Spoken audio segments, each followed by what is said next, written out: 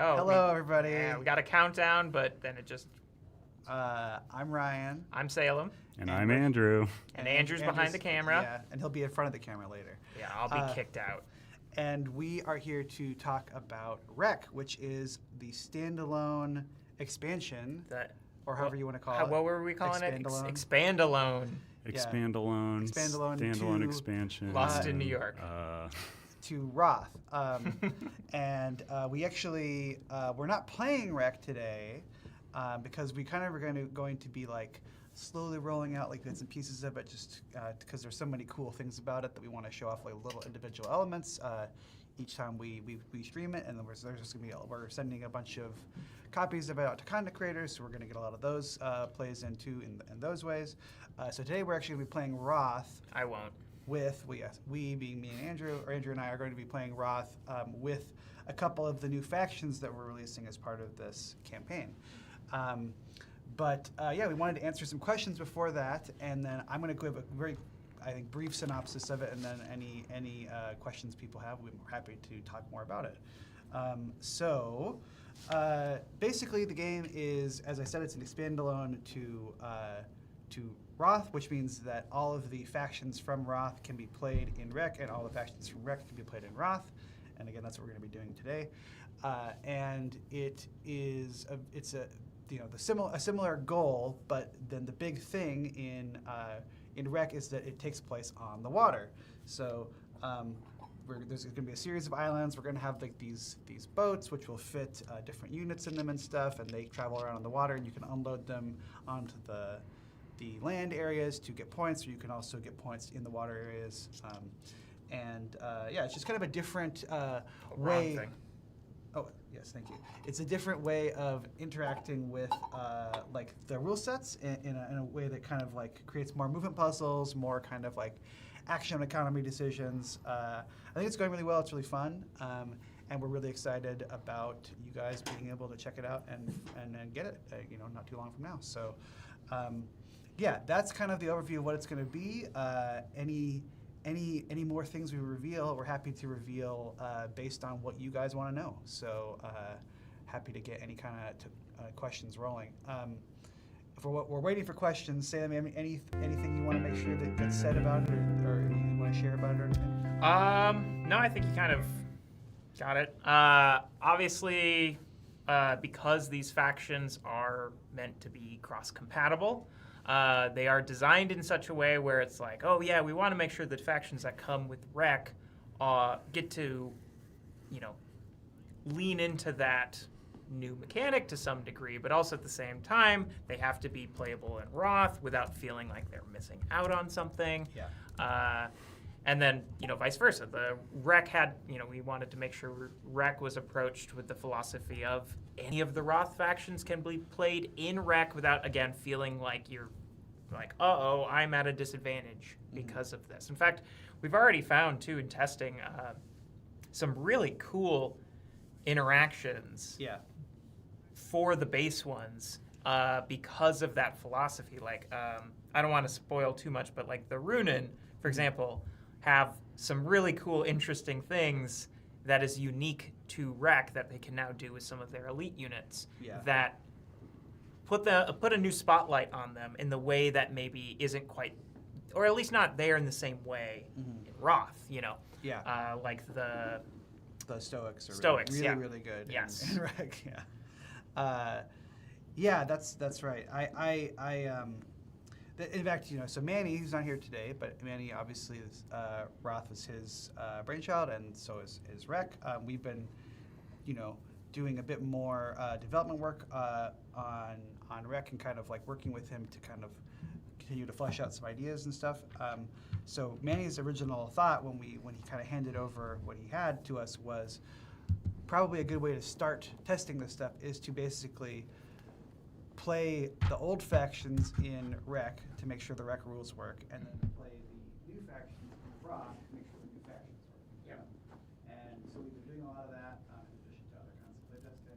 And I think there was a little bit, not fear, but just you always are wanting to make sure when you're thinking about this stuff, you're always thinking to yourself like, oh, is there going to be these weird things of like, is this faction really going to underperform or whatever in this new environment and stuff? And the game I think we've all been very pleased to see that both systems are robust enough that hasn't really been the case. I feel like it still kind of is anybody's game most of the time when you're playing, on either board, and that is like a really, what I like about the Wroth system quite a bit is that like it's definitely asymmetrical, but it's asymmetrical in a way that is still really easy to understand, and you can do a lot with just like basically the 3 different slots on the character mat. So do we have any questions, Andrew, or is there a way for us to see the questions that we have without you just like yelling them? Yeah, I can give you some questions if you're ready for them. Yeah, I think so. Go for it. I can read them to you because I have a microphone. Oh, you have a microphone. Oh, great. That's awesome. Okay. Whoa. Okay. Feel free to ask any questions in the chat that you may have. Please I have to turn the volume down, otherwise you're going to get an echo. This is the first stream in a while. Give me a break on the audio stuff. And regarding questions too, I will just sort of get out ahead and say there are probably a number of non-development design questions we can't answer just because we might not have all the details. So like if anyone's asking for timeline updates for other projects, things like that, fair warning, a lot of those we just might not be able to answer. Some of them we might be able some to. Some of them, but truly best suggestion if you have any questions on any kind of project, fulfillment, timeline, anything, best place to go is check the most recent update for that relevant campaign.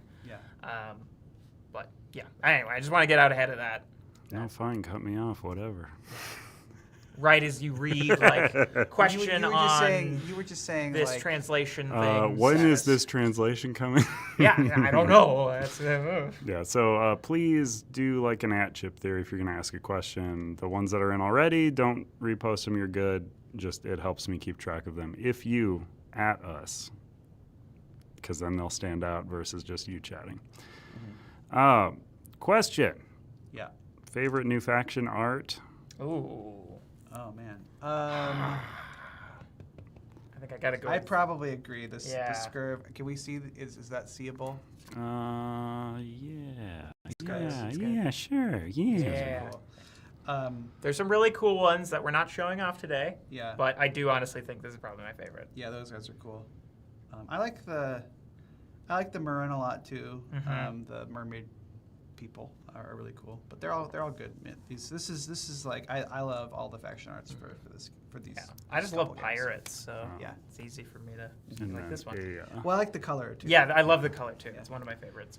And a question popped up, maybe because of what we're seeing. Still the same number victory points needed to win or difference? Yes. It so, is the same. That mat has a misprint, I believe, right? Yes. So we got like what 25 copies I think printed for both internal use during the campaign process and for content creators, and so we are crafting a little message to content creators. So if any content creators are watching this who are getting this, please listen to what I'm about to say.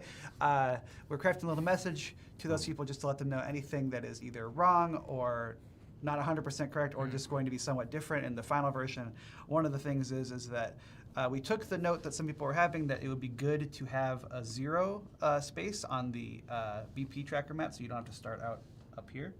But when we did that kind of at the last second when we were going to print and for the sample stuff, and so we did not realize that we forgot to move when we did that, then this got left in the same spot.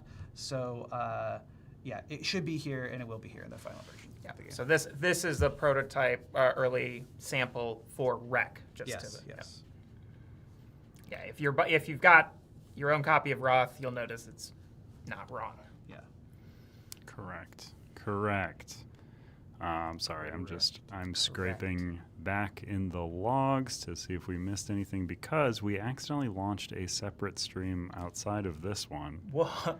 that was named this stream for some reason. Don't know why I did that. Well, because 2 streams, we get twice the views, right? Yep.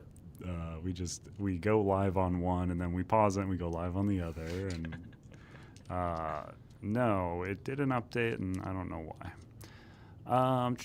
So I'm just making sure I didn't miss anything. Someone said, "Is this a new game?" Yes, it is. Yes, And it's standalone an expansion. So if expansion. you don't have Wroth, you can start with Rec. Yep.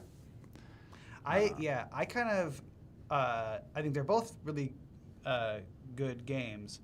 I actually think I kind of prefer Rec a little bit just because I really like the movement puzzle Yeah, of I like do figuring too. out the boat stuff is really interesting. Which again, we're not going to show that part of it today. But if anything that we're saying is enticing you to learn more, like I think we will be showing it. Probably in July, Andrew? Is that? I mean, obviously the campaign's in July. Yeah, campaign's in July. But- What was the exact question? Are we you going to asked? be doing like the Rec gameplay on another stream sometime Oh, yeah. soonish? Okay. Oh yeah. Yeah. Oh yeah. Of Yep. course. I mean, our next streams that we have coming up, we are going to be talking about stuff that is in late pledges. So make sure to check your Jump Masters, your 20 Strong Awakened Realms, because those late pledges are closing soon. Because we're trying to start those going before Gen Con. Mm-hmm. So make sure to check those out. If you want to be up to date on our streams, make sure to like the channel, subscribe, like this Yeah, it's video, like right- all of that stuff like that we down always. there, right? Down there. It is, yep.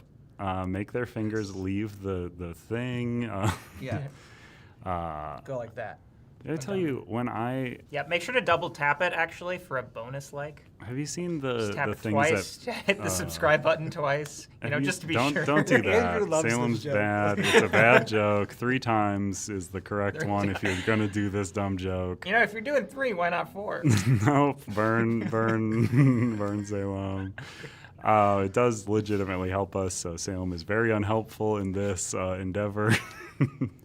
No, I was going to say, have you seen the Google thing where, like, a movie typically can pay to have, when you Google a thing, stuff pops up on your screen? Like, so, like, if you Google Five Nights at Freddy's 2, Freddy's face will, like, just pop up outside of any of the search results. Oh, it's kind of like how Letterboxd has unique things Yeah. for certain films. But there was one that I searched recently where a bunch of just ants started crawling all over my phone, they're outside of all the search results, so it just looks like your phone's covered in ants, and it was mortifying. Like, I was truly like, Did you what search is Ant-Man? happening? What were you Like, looking up? it was it was a new release. Like, it might have been like, it wasn't Backrooms. I don't know. It was some movie I was watching. I have seen Backrooms. There's no ants in it. So There are no strange ants. thing But for- here's the thing: there were no ants in whatever movie this was. Like, will there be any Wroth rules, reworks, or errata printing updates coming with this campaign? I can say yes. So, I mean, like the game's rules are staying the same. Like we're not like offering like changes to how any of the rules work, but there were some, I think some feelings like parts of the game could be made a little bit more clear, and so we are reworking the rulebook somewhat to mostly to I think like clarify a couple of things that were not super clear, and to also I think more fully split out like the PvP versus solo components of the rulebook, because there's a couple things right now in the current rules where like, you know, it's saying things like setting the round counter, the round or things like that, which does not matter unless you're playing solo. So like we're going to kind of fully separate those two things. Then there's a few things of like, oh, this is a slight misprint or that kind of a thing. So we are going to be including an errata pack that is available for people who have the first print of the game. I'm not sure for the cost on that. If we're even doing a cost at all.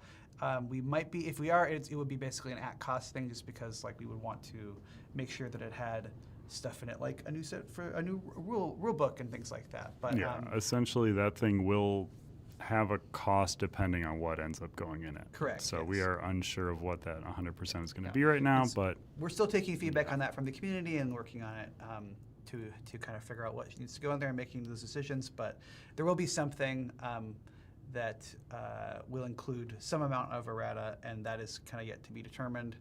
But yes, that will be worked on. But like, yeah, the game itself we feel like is still very fundamentally very strong, and so it's not like there's going to be anything where it's like, oh, well now your copy of it has like wrong information or anything like that. It's all going to be the same rules, because we think that part of it is working very well.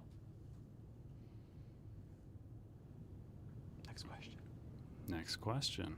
Sorry, I'm trying to do social posts, and I have to bring my mic down, otherwise everyone will hear me typing. It's a whole thing over here. So I'm not sure if we are at liberty to answer this one at the moment, but how many new factions? I think we're allowed, right? I think we can. I don't know. You tell me. So there's going to be 4 factions in the base game, because like there's still going to be like a ton of plastic in the base game, because we have like these. Come to the boat These sculpts. boats. Also comes with more dice too for. Oh yeah, right. It's got more dice in it as well. Yes. Yeah, but we're gonna have 4 factions in the base game, and then we're going to have more than 0 expansion factions as well. And in fact, one of the factions we're going to play with today, the Ramakai, are an expansion faction. So, yeah. So there will be. I guess I can say then there will be at least 5 in the campaign. Will there be more? Who knows? I know. Well, but, yeah. I think I know anyway. I think. But yeah, so there will be at least 5. And yeah, so there will be at least 1 expansion faction. Then there's 4 factions in the base game. Lovely. Metal troops coming back? Yes. Metal troops are coming back. Yes. Yep, and there'll be a volume 2, right? Yeah. So they would include metal troops would include like all of the troops from this. This new This batch. new set, and I believe we're continuing to make the original metal troops available. if I recall. Also, I am assuming this is going to be a question further on in this chat. Metal boats? Question mark. That I think we're still under consideration, but I believe right now probably not. because they would be pretty prohibitively expensive and also not necessarily even super duper pleasant to use. But I think, we weren't going to make metal dice for Hoplo. We made metal dice for Hoplo. Metal dice for Hoplo. So if there is a very kind of vociferous contingent of people, if we decide not to offer the metal boats, which right now I think the answer is we're not planning on doing that. But if we decide to offer the metal boats and there is a vociferous contingent of people who really tell us they want them and they will pay for them, then maybe we will. So feel free to ask about it. It's a big word. I see your joke. It is very funny, and thank you for following up with part 2. So immediate reply, metal boats would sink. That's true. And then just in case we didn't get Well, the joke. doesn't it? I mean, there's lots Just of in case there's lots of metal boats out Just there. in case we didn't get the joke. Metal doesn't float. it depends. Well, Like, there are boats made of metal, though. I don't know. I think they're all made Doesn't of mean the metal itself is 3D the thing that 3D floats, printed but- plastic, right? All right. Next question. Yes, I did not lower my mic. Good. What is the primary difference other than water? I mean, that is the primary Yeah, difference. yeah. So I mean can- ships as do you well. not want to? Should we not look at show the map? You can show the map. That's Do fine. you know where it is? Did you bring a map in here? It's somewhere on that cart behind you. so yeah, the water does sizably change the sort of the map organization and the flow of gameplay. Did you mention that the boats get to throw cooler attacks? Yeah, depending on not what's in yet. them? No, I was getting to that. Well, I'm doing what you said. So yeah, as Andrew so eagerly Pleasantly and mentioned, lovely said. the boats. So when you resolve like a battle icon, in Wroth and in this game when you're like on land, it's just sort of okay, all right, I deal 1 damage to the region I want to attack, and you deal 1 damage or 2 damage if it's a thing. In this game, if you're attacking, from a boat, either to another boat or to land, or if you're attacking from land to a boat, instead of just dealing 1 damage, you actually get to roll these. Are they called cannon dice? Cannon dice. You get to roll these cannon dice, and those are going to be dependent on the units in the thing that's attacking. So if you're attacking from land, it'll be what units are there. If it's basic, like a combination of basic and elites. If it's on a boat, combination of basic and elites. They have different dice. And so it adds a little bit of volatility to the game in a way that isn't really there in base Wroth. But when I say a little bit, I do it's not crazy. If you're familiar with Cloud Spire, the Spire attack dice can sort of add a bit of volatility. But again, it doesn't make the game drastically anti-deterministic or random. It's just okay, I want to invest in this alternative because the risk is higher, but so is the reward. But usually, though, too, if you're rolling with any number of them, it's it's more likely that you will get a more positive outcome than a normal land attack. You'd have to get very unlucky for it to be weaker than a normal land attack. Yeah. But being on water has other drawbacks. There's, for example, only 2 regions that boats can occupy, whereas there are 6 land regions. So having a big presence on land, you can spread out, get more victory points that way. Right. You're also adjacent to a lot of stuff, so that's cool for you being able to attack stuff, but also Yes. lots of people can now attack you. Because basically the boats move around on these little C nodes here, boop, boop, boop. And so the C nodes are adjacent to any island that they're surrounding. So this one is adjacent to this. Yep. This one's adjacent to this, and this. And so you always do feel, I think, even more than an original Wroth, you always feel very exposed, I think. Yes. So you have to kind of really be thinking about all the different things that people can do and where they can go. There's not really a center area like in the original There's game no you can hill to become the king of. Yeah. And so it really makes you think. I think there's lots of really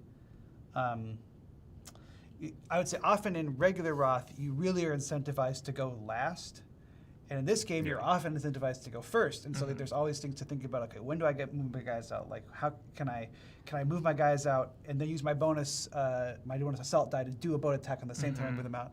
There's lots of really, really interesting decisions to be made about that. So I would say that like, water is the thing, but like, It's a sizable thing. yeah, it really affects like a lot of different aspects of how you're thinking about what you're doing. So yeah.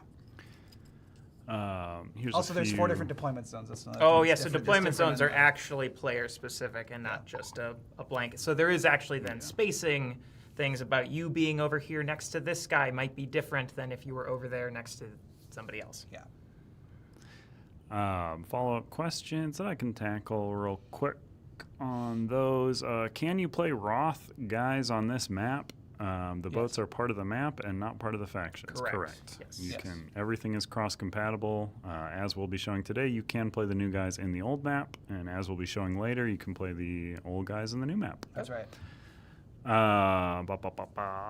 Can you zoom in on those faction boards and read out the abilities? We will. We'll do later. that when we play. Yeah. Yes. All right. So then. Oh, I love these colors. Yeah. God, I can't get over it. Are the old factions playable? Yes. Will we see the map? Yes. Question 2: any components in Rec specifically for Wroth, as in to make them work together, bring Wroth factions up? No, it's just all you works. don't need anything. Yep. Yeah. Same number of victory points needed. Yes. Are we allowed to ask questions about Betrayal of the Second Era today? Sure. Go for it. Yeah. Again, if it's a fulfillment question, we might not know all the details, but I mean, I can tell you about the fulfillment of that game that I don't have like fulfillment details other than like everything is still proceeding pretty well in terms of like getting everything to the printer. are you talking know, about Heroes of Tamriel, right? for Heroes of Tamriel? Yeah. I mean, yeah. I'm the- sort of most of the questions are usually relating to like translation things and whatnot. Yeah. Which For Heroes of Tamriel, like that game, that everything is proceeding well in terms of like getting it approved by Bethesda, getting it sent to the printer and stuff. You know, there's still honestly like, and I'm not throwing shade at the printer at all, but just like there's a lot of what happens sometimes if things are lately with us is there's just some sort of unforeseen issue in the final legs of the process. So like that's either like, okay, well, something happened with like we didn't get like the amount of like plastic we thought we were going to need, or like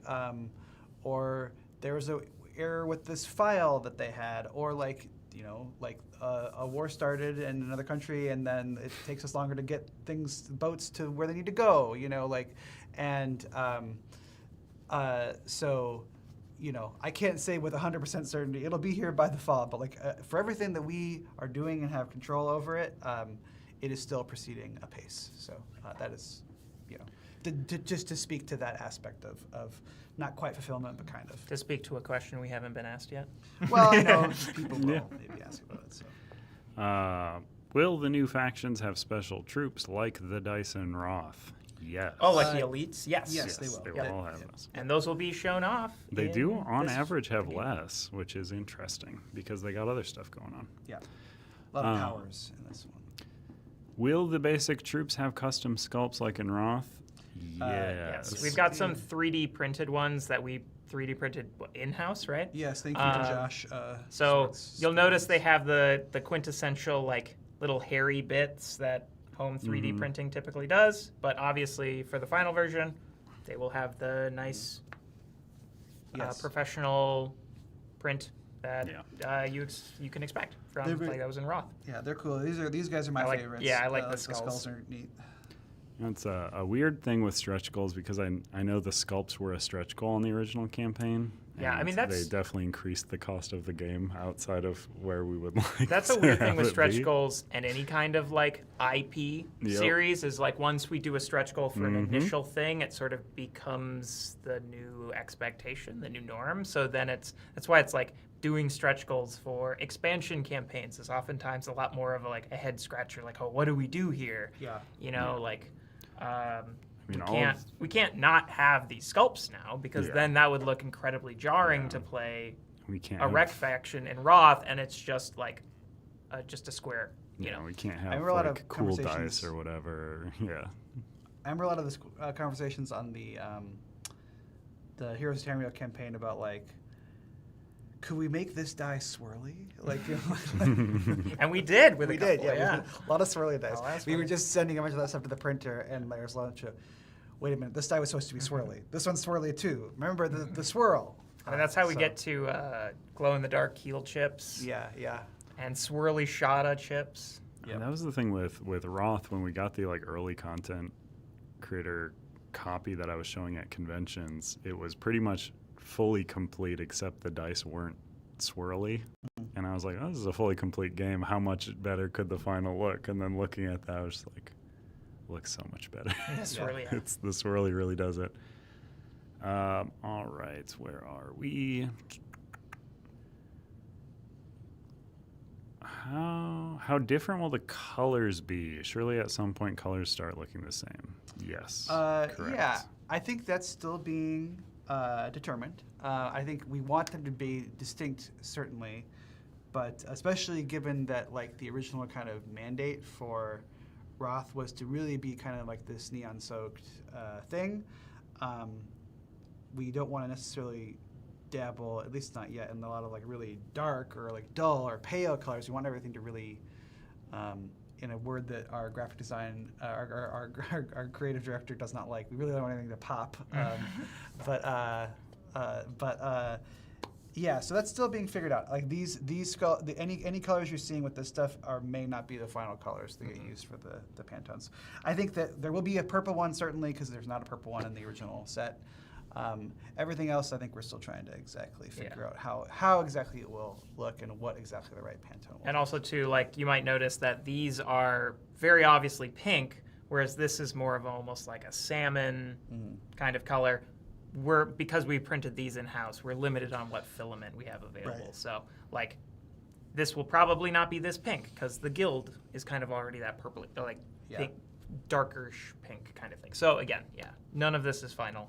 Yeah. So we're but currently, yes, we are mindful of it for sure. Yeah. We're currently trying to figure out how to make a neon brown color. Ooh. Dark black. Glow in the dark neon brown. Or light black, I guess. Light black. We gotta get what's that? The blackest black. Oh, Black 3.0 or whatever it's called. No, it's got. It's a that specific proprietary name. stuff that Yeah. that one sculptor uses. Oh, on yeah, and there. I've heard he's that a one- real jerk He's about a it. real cool dude who definitely should He copyright made a color. the bean, and I know he loves it when people refer to that sculpture The big as shiny the bean. bean. What's it called? Like the gateway or something? Yeah, it's called Yeah, the it's bean. called the gateway. But yes, the shiny bean. Well, maybe you should have made it look like a bean if you didn't want to call it Right. that. That's true. That's true. Any new modes? 2v2? Nope. Question mark. Nope. Not right now. No. I mean, just it's. I think that we. No, not in the core anyway. I think that we. Vanta Black. That's the Vanta one. Black, Yep, yes, correct. that's it. Thank you. I think that like what we really heard was like the core experience was really people were really responding to it, and so and that seems to be right now the way that people have really enjoyed, and so we've really been focused on like just making sure that experience is like as fun as possible. So there's some other things we've been looking into, maybe in some expansion type stuff, but not like a new mode like a 2v2 or anything like right now, you know.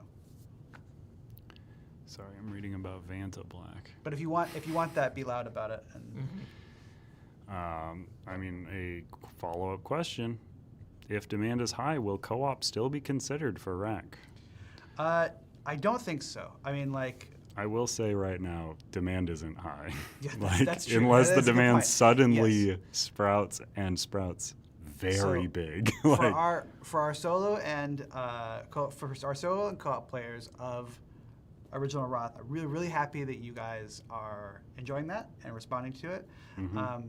And so we're really glad that is working out. But I would say that the overwhelming, I think, consensus on the game is that what people really seem to be really reacting to and responding to, and what is driving most of the sales of the game and most of the plays of the game, is the PvP. And so again, especially on this game, where I think also like making the co-op and solo for this game with the C nodes would be like magnitudes of difficulty like more harder to do with like how you would make the AI work and stuff. But just also knowing what seems like people are really, what is driving the plays of the game, we really wanted to focus on that because I think we wanted to be focused on like what is really seeming like the most successful and popular thing, and making sure that the audience is really well served. And obviously we love our co-op and solo players, and we've got Awakening Realms is coming out very soon, and that's got plenty for those people. And you've got Elder Scrolls coming out more, and so we're certainly not abandoning those people. We're going to be doing some more. I think we can say we've said that we're doing some kind of Bones thing in the fall. That's going to be only co-op and solo, you know. So still want to make sure that those people are really feeling well served by us, and we definitely think we are doing that. But for this, I think it felt like the right move to kind of make it narrow our focus a little bit on making sure that the core experience is as deep and enjoyable as possible. Yeah. So. I mean, I think that dovetails well into this follow-up question. This isn't a follow-up question, it's a different question. Have the solo mode of Wroth been fixed? I would say I don't think the people who like it think it needs to be fixed, and the people who don't like it, we've talked with people and there is no fix. Yes. Well, I can speak about this a little bit. So, So when we were, probably like six to 8 months ago, when we were kind of gearing up to get ready for another campaign, we talked to Liz Davidson, who obviously knows a thing or two about solo games, and for those who don't know, she works over at Leader Games and is, what's her title there again now? I think she's like head of creative or something. But she is head developer, head designer. I don't she's know. a high muckety muck over there now. And for the longest time, she was in charge of solo specific stuff for Leader, right? For Leader, yeah. And she has her own, solo games that exist outside of Leader as well that and are Beyond Solitaire channel. Yeah. So anyone who doesn't know who she is. Creative director, says Shannon. Creative. Okay, Oh wow. Yeah, she knows a thing or two Thanks, about games generally and solo games in particular, and so we wanted her opinion on like, what's your take on the solo? If we wanted to make this a little bit more accessible, like how would we go about it? And she had some ideas, but basically she was like, I would overhaul it if we were going to do this. And I think, as Andrew was saying, that would not necessarily be a pleasing thing to the people who like the solo the way it is, and there are people who like that, and so I'm glad that they continue to have that experience.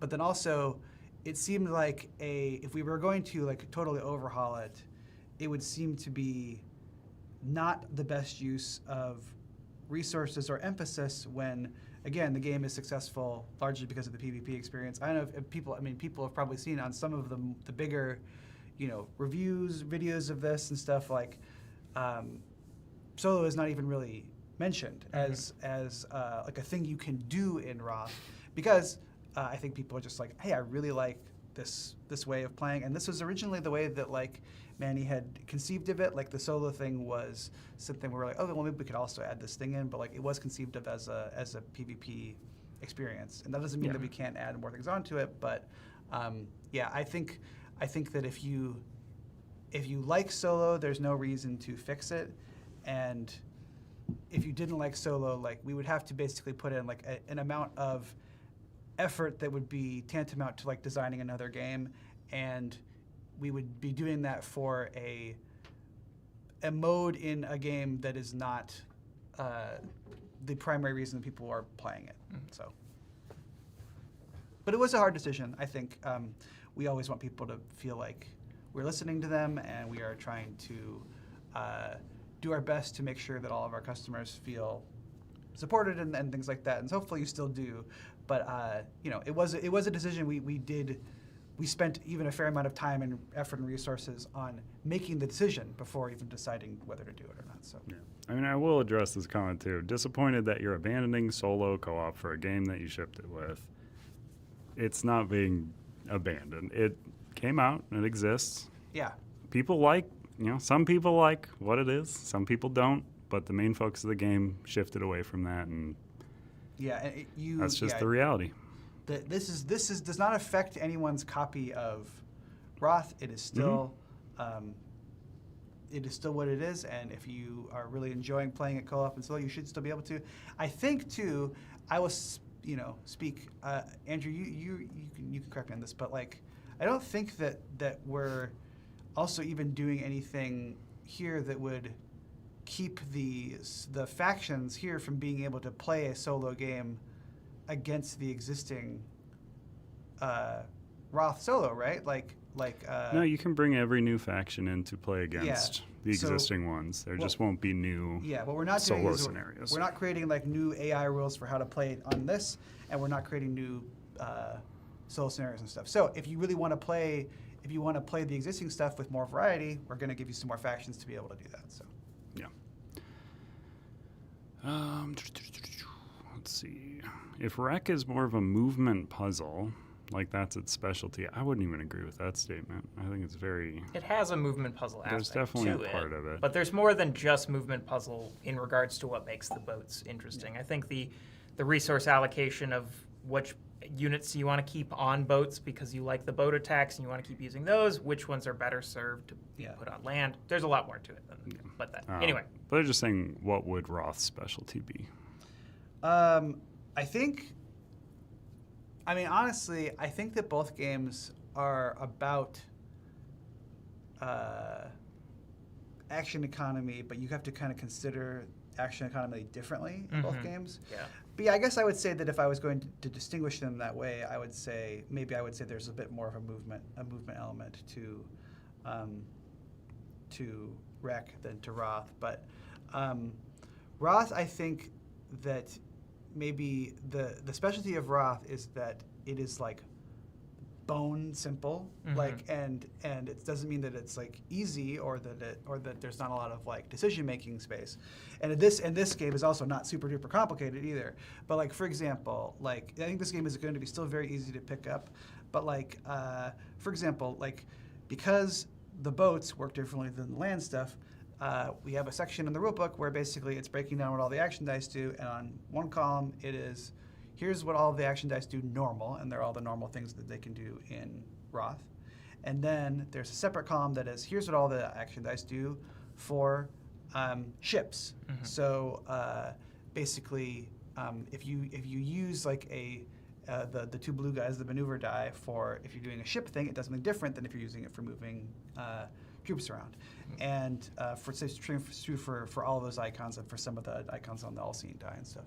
And so I think that you have kind of like a larger suite of options and considerations when you're playing in Wreck, whereas in Wroth, like it is like I would say like almost an elemental kind of like I have like a very easy to understand and very simple suite of potential options in front of me, and so it's sort of like the tools are there and they're so simple, but then the question is how do I use the tools? And like so then you can kind of like it's really really easy to pick up and to teach people.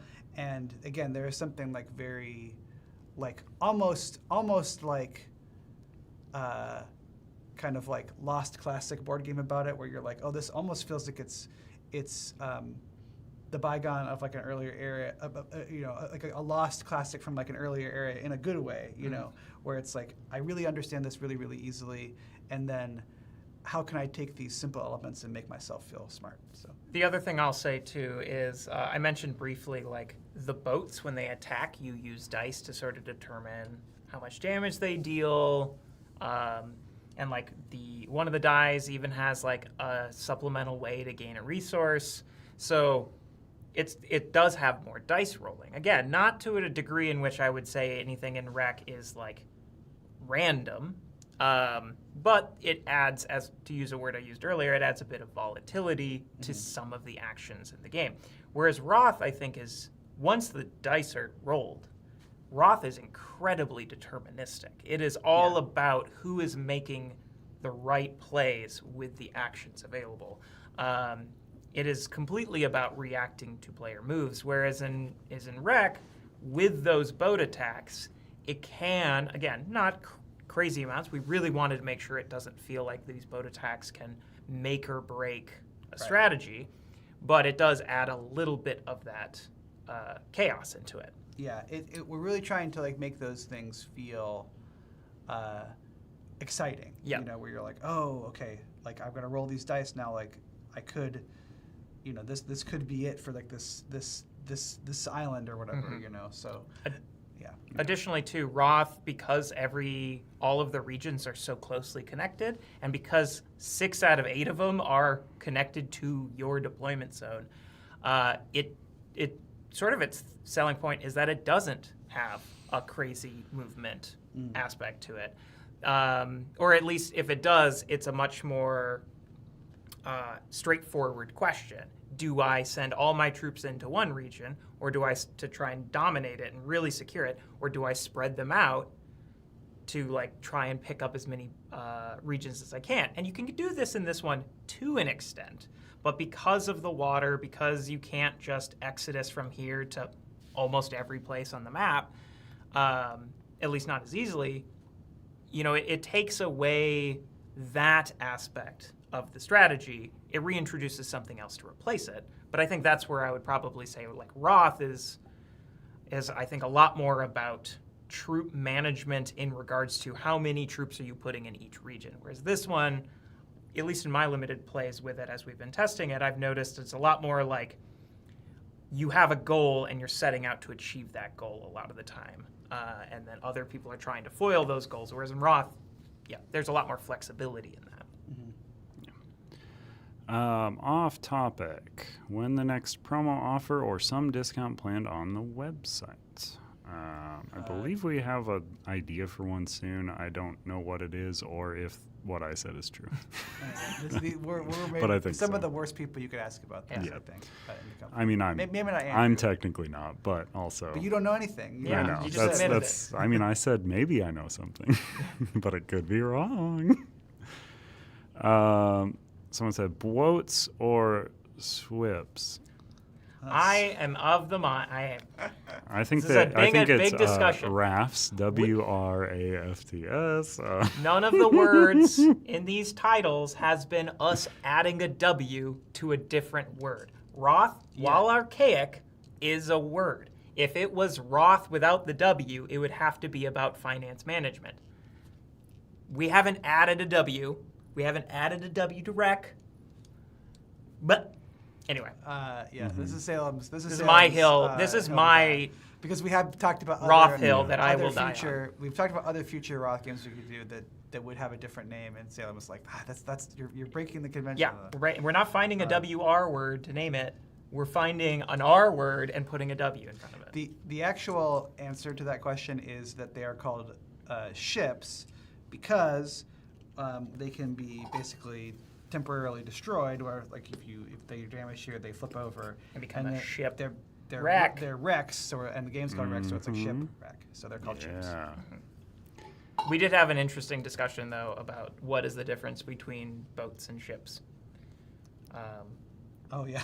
Yeah. Interesting. Did you know that Nanolab, in response to the Vanta Black controversy of licensing it to one artist, created Singularity Black, which can be used at large. Hey, So there we go. if you're an There's artist a- who wants to work with Vanta Black, you can work with Singularity Black. Cooler name. There's another artist I think who, in retaliation against Vanta Black, I think made like it was called like Perfect Pink or something. Yes, I remember that one. Yeah. it It was like the pinkest pink. yeah. We are going to stop discussion on the solo. So just, you're good. You can feel that way. That's fine. It is some people out there like it. Most people have responded to the PvP. Yeah. That is why we're sticking to the PvP. Mm-hmm. No sweeping under the rug. We acknowledge that it's just not that game. And I think it is smarter to acknowledge that and move on to what type of game it is than to force it. I will say from I didn't really work very much on the first Wroth. I like the first Wroth quite a bit. but it's really fun to work on this one. We've worked on this one a bit more, and this is, I think Salem and I feel differently about like our preferred game genres, but like area control PvP games are like one of my favorite kind of games to play, and we don't make that kind of thing very often. So it's really fun to work on it. For me, I have really enjoyed like kind of like finessing the individual little rules and kind of talking with Manny to make sure that like this stuff is still fitting with how he's envisioning it and that kind of a thing. So I've really enjoyed like it as a PvP experience. I think it's a really fun one. So how much of Rec will be shown at Gen Con? I mean, I assume we'll have some with us, right, Andrew? Yeah, I'm definitely going to be showing it to content creators at Gen Con. We are going to be doing a booth play at Dice Tower's booth, so if you happen to be around Dice Tower's booth when they launch that, you could play in that, I believe. The If you slip campaign Andrew a 20, will he'll show it to you. have already been launched, right? When we're launching the campaign? The campaign will be launched. ongoing. It will be currently going Okay. at Gen Con, yes. Yes, the campaign will be starting on July 14th. Give it a follow if you haven't already. It is linked below in the description. And it will be running from July 14th through, I don't know if we've officially said how long it's going, but it's going through Gen Con. So you can probably get a peek of it. I don't think we'll have a table for it, but like I will be wandering around with a copy. We'll probably have one at the booth if you want to get a peek at it. Yeah. Just talk to the people at the booth, and if Pay Andrew I some- hear some different, money on the table. let me know. Yeah, unfortunately, this one is crowdfunding. You cannot get it now. It is going to be a while, and that might have us add a bunch of cool stuff. Who knows? Can't wait for all these new factions. 17 expansion factions confirmed. Incorrect. Will the Cloudspire miniatures be made available again on the web store? I don't know that they will. Those Yeah, they're very specific they're very and expensive niche. to make, and they Take we up a lot usually of sell them in space. kind of small print runs. So I know when we did that campaign, there was kind of a discussion of like, if you want these, like, we're not guaranteeing that we're making them again, so get them now. Yeah. So I would say that I'm not saying that they are never will be made again, but If they return, it might be in a capacity of like a trove chest, possibly, where it's just Or- like, if we hit a demand, we will. Right. Yeah, make them. I would imagine Yeah, that not if exactly they come like back, the it would Trojans. be after we have sort of been hearing the requests build, Yeah. and then likely doing either a limited pre-order run where it's like, hey, we need to see how many of these we need to order. Yeah. We're 'cause- opening it up to pre-orders, then hit print based on that kind of thing. yeah. And I hope we do, because I love them. Yeah, minis. yeah. But I think also the other thing too is that if we ever make them again, it will almost certainly be the full box only. Like I don't think we're ever going to make like volume 3 alone again. So Yeah, and the thing with that is, like, much like most things in life, the demand to you, the person who's interested in looking for it, is going to seem very outsized compared to like the actual demand. Right. I mean, I'll tell you how even thin the margins, like the amount, the overprinting that we did for what we did for the campaign is that who have, one of the first things I did when I started working here was when I was working freelance, I wrote the original like Cloudspire lore and stuff, and so I've been getting Cloudspire stuff since the beginning, and so I had volume 1 and 2, and I used some of my store credit, my employee store credit, to get volume 3, and was told we don't have any volume 3. We have to give you like another full set, because like that was how few overordered we had done. So yeah, it was. We don't just have some like sitting around in a warehouse or anything like there. Yeah. It's pretty Yeah, we low. truly are bare bones on all that stuff. Like, I have not been able to get any of the content people cloud storages who thought they were going to get one for whatever reason, but yeah. When we say we're out, we're legit out on all that stuff. Which one of the 17 expansion factions is your favorite to play? Well, out of not the 17, one of the new ones is pretty good for me. we're not showing it today, but I played it a few times at UKGE, and it's very good, and I made talking it. about the Murrin or The Murrin. Yeah, they're my favorite to play too. They're very cool. They're very They're weird. these mer people. The Mer people, that and are they're all about guys. telling people to go home. Yes. Go home. Go Well, home. Andrew's being modest because he helped come up with a bunch of these factions on this one. Because Andrew has Aw, always been a shucks. huge Wroth booster, and he has really Mhm. put in a lot of thought on Wroth, even like during the development of the original game. I would say that he probably had, like, you know, Manny and Adam. They were kind of the two people who were working the most on the original Wroth game, and then the rest of the development team did not have a ton of input there. I would say that Andrew is probably the person who had more input there than certainly, you know, Oh, I don't even anyone in think our I. office or anything like that. I think I We like it played and like stuff, yeah. twice. I think.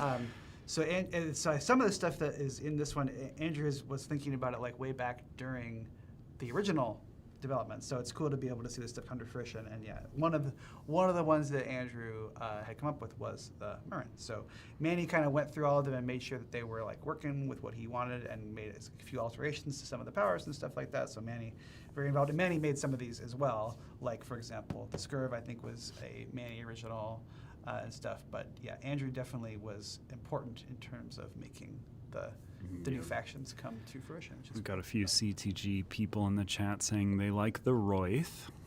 Yeah, which, the Wraith are cool. I don't want to. Let's not talk about them though. Yet. I Yeah, want people. let's- They're, no talking gotta about save the some Wroith. They're secrets. so weird. We can't speak on We them. can't talk about how cool they are, but their name is very funny because Yes. it's like Wroth. Yep. Let me see here. Do you have a favorite faction, Salem? Did you answer? Of the new ones. No, of any. They said of the I mean, 17. I love the pirates. Yeah, the pirates are cool. All of them are cool. All of the new ones are really cool. But I like the Murrin. I do like the Wroth as well. Now that we've said their name, I'll say I like the Wroth mechanically. They are I think the Wroth are my favorite mechanically. These are my favorite aesthetically. Oh, Manny's in the chat. Thank Oh, you, hello, Manny. Manny. Hi, Manny. That's very sweet. Can we have a 3D map so we can fill the water areas with water? That's a really good idea. I saw there's someone There I is think a on the 3D Discord Wroth who map. posted the Yeah. 3D. It looks so cool. That was Yeah, it amazing. rules. Oh my It's so gosh. cool. If you are watching or if this makes its way to you, well done. That was I- so cool. I will say there, and I mean, I don't know how far along this ever made it, but I know at one point in time, for at least one moment, there was the thought of trying to do multi-layered neoprene on the original map. I think I remember that. And I think Yeah. it was determined to be Stupid. prohibitively expensive. And also, I think one of the reasons that was being discussed is because originally Manny wanted there to be like elevation rules in the game, Which- and yeah, which we that- ended up not having in the game. So. Yeah, so now the elevation stuff is essentially how adjacency's figured out, but that's about it. Yeah. I imagine that would also make the map very difficult to roll up. Yeah, that's what I was going to say, is you would have to make the box fit an unrolled map, which would be quite big. We have gotten samples in the office before of dual layered grouping. It's very weird. Yeah. Like I'm sure that we could figure out a good use for it, but I would say because Yeah. I think we got it. I think they sent us like it was either for like some Gearlock mats or like the player mats for Elder Scrolls once, and we were all like, ugh. It would make more sense to do like base layer and then a separate map is layer 1 and third map is layer 2. You know, like where it's almost like stacking, like when you sometimes have to stack Cloudspire or Elder Scrolls tiles on top of each other to form certain things, like that kind of stacking rather than a map that is actually multi-layered. Yeah. But yeah, no, it's a hard thing to do with neoprene. Let's see. Can everything from Wroth and Wreck be mixed and used together? Kind of, but not all. Like, I mean, the boats can't. Oh, go yeah, into the boats Wroth, won't make their but- appearance in Wroth, but the boats But you're are probably asking Wreck. about factions. Yeah, the factions factions, 100%, yes. and there's nothing about a faction that you will feel like is missing if you move to the other game. Yeah. Like, again, the boats themselves are 100% Wreck rules, and any Wroth factions will use those boats the same way the Wreck factions do. And then bringing the Wreck factions to Wroth, you're not going to be looking at like, oh, this unit only interacts with boats. It's worthless. Nope, that's not going to be there. Like, they are 100% cross-compatible. Yep. How will the abilities from Wroth work on the new map with islands? For example, the ram ability. I mean, you'd just be able to. Ability. You just can, because there's adjacent things here, so you can move them. You have maybe fewer places that are adjacent. That you Could can move. you, if there was a not full boat from somebody, could you ram their units onto their boat? I think we said yes, because the rule is that units cannot be placed on a boat that doesn't belong to their faction. Yeah. I believe is what we like. That's a hard and fast rule that can't. If it would happen, it just doesn't move or it doesn't get placed. But I think we ultimately, I don't know. I haven't been in the rule book proofing, so I don't know if there's a rule that contradicts that, but I think that would work. I believe that technically you could. So, but I would say the one thing of this is really interesting that this question is getting asked because, like, sometimes you have to write, and Shannon knows this. Shannon is like the master of like figuring out like weird interactions that I wouldn't have thought of. But it's like sometimes you might see something in a rule book and you're like, why is that there? And so there's one line in this rule book where it's like it feels like such a silly thing to say, but it exists for the exact reason this question got asked, which is that there's a line in the rule book that is like land regions are adjacent to adjacent land regions, and they're adjacent to their sea region that surrounds them, and they're adjacent to the sea nodes that surround them. But it is possible for a land region to be adjacent to a sea node that is not in an adjacent sea region, which is like basically like here to here. Yeah, here to here. So these three are in this sea region, which this is adjacent to, but this is in this sea region, which this is not adjacent to. So I believe that the RAM says like it would be in an adjacent region. So in that case, you could not use the RAM to push a guy to a boat here because this is not an adjacent region, but you could do it here. Again, that's a pretty edge casey thing. But well, also I feel like it would be fairly edge casey that somebody would have a not full boat but and also have guys on that island. Yeah, because like when and, boats get empty. I don't know about that. I mean, you sometimes want to have some know. guys out there. I mean, you can't. And if you're doing a maneuver, you can only two guys off. Again, and stuff, still yeah. like I think in regards to the context of this game, that'll probably still be a pretty niche interaction. Yeah. Also, a follow-up question. This is going to get more into rules for Rec that we'll probably just cover when we play the Rec map. But someone's asking how the traps work. We'll cover that when we cover it. I mean, yeah, they would work the same way. We'll We'll talk about talk about it We'll talk later. about elite units on boats later, but like Yeah. the short answer is that They there is work. a blanket rule for elite troops on boats, and then beyond that, everything works the same. Yep. Question from Aaron Taylor 24, who I can only assume is Craven himself. Are the boats tied to a player? If not, could you strand people on a deployment zone? The boats are tied to a player, and you cannot strand people on the deployment zone because, like, you can have all your boats be destroyed, but then there are actions you can take to get boats back, so you can't strand them. Including Exodus gets them back too, right? Yes. Yep. So even if even if you didn't have like the other dice, you would need to individually get boats back. Like Exodusing always gets you boats back. So, Shucks, it's not our guy Aaron Taylor Johnson. That's fine. We're still happy to have you. What % better is Betrayal of the Second Era with the new stuff? Be specific. I would say it is 87% better. Wow. that's a high I know. percent. Well, it's because I would we say added swashbuckling. 100% better. So, I mean, yeah, 'Cause I it is designed a 100% quest. better because it adds a lot of more cool stuff. I would say if there was one thing I could see some people being like, which is that, skill lines are harder to get then because there's going to be more variety in the bag. To be clear, that was always an intentional design. We always intended for skill lines to sort of be a little bit like randomized in the sense that you're like, if you see something you want, you better take it. Or if you don't, you got to ask yourself, should I try and slightly pivot my build a bit and get this thing that would still be helpful, but maybe not what my optimized build is? Like, it was a way to try and like encourage players to essentially let themselves not min-max. Yeah, honestly, like adding more skill lines into the bag is actually moving the design of the game closer to our intent for Which it. I'd say that's an improvement. For some players, they might be like, no, I can't make my perfect build as easily anymore. But to most people who worked on it, I think we would consider it to be an improvement. Maybe not Liz, because Liz loves to have her builds be like just so. Liz, one of our other developers who doesn't like coming on streams. I would say beyond that, like I think, and Liz likes all the new skill lines, but yeah, just like we really like there being more kind of like, oh, okay, I guess maybe this time I'm going to go do this instead, you know, like. Yeah, there's a lot of new classes and skill lines that play around combat dice in cool ways. That's very fun. So like combat dice all of a sudden become a lot more appealing for a lot of builds. More enemies. The new regions. There are some crazy quests in the new region. I'll just say that the two new regions are like two of the best ones. Yeah, there's a region in both of them that I really do think that when somebody plays a quest. A quest in both our new regions, where two specifically that I'm thinking of, though I'm sure there are more. We'll get this reaction, but where they will just play and go like, wait, what? Like. We're doing this, you know.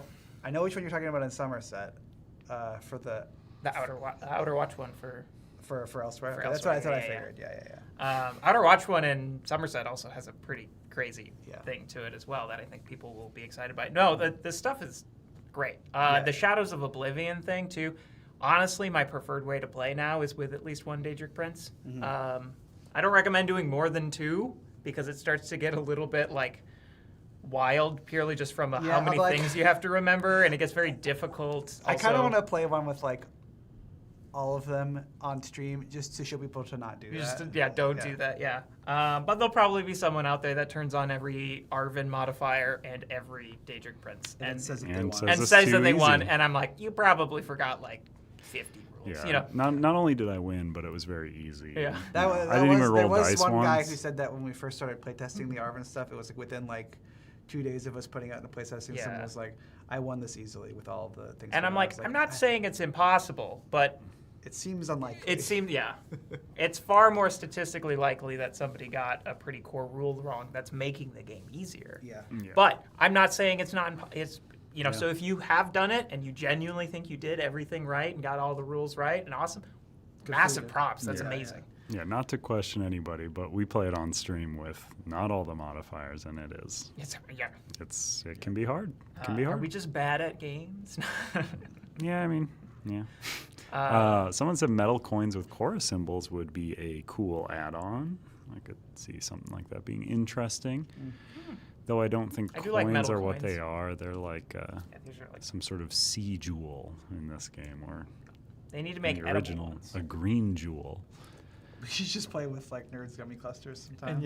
Just like, all right, I'm like, I can either spend this Cora or have a tasty treat. Or gushers, they look like gushers.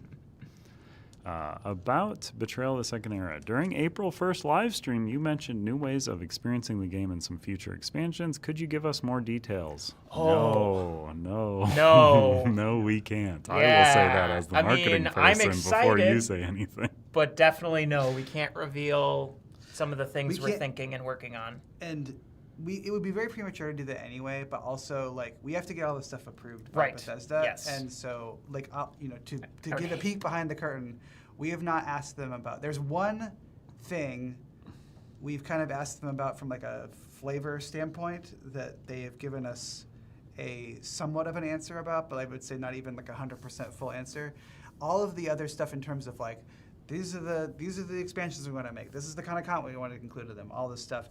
None of that have we asked them because like we kind of really wait and be registered on that because we have enough things to ask them about like the current stuff. Yeah, we want them we don't want to distract them by saying, oh yeah, and then whatever in a couple years we want to do this. What do you think of that? Like, so I would say I expect that end of this year, beginning of next, we'll start having some more conversations with them about like, hey, we're thinking we want to do this, we want to do that, and I would hate to say what any of those things would be because I wouldn't want people to get excited and then us to be like, well, we're actually not doing that, or we're not, or we can't make it in that way or whatever. So. Yeah, I will say, we've got one thing in mind in regards to that specific question, but we have other things in mind too. So even if that one thing, and there's other expansions too. We have I would say two very much like, oh, this adds another element to the game. Oh, yes, you're right. Yeah, I would say two. Yeah.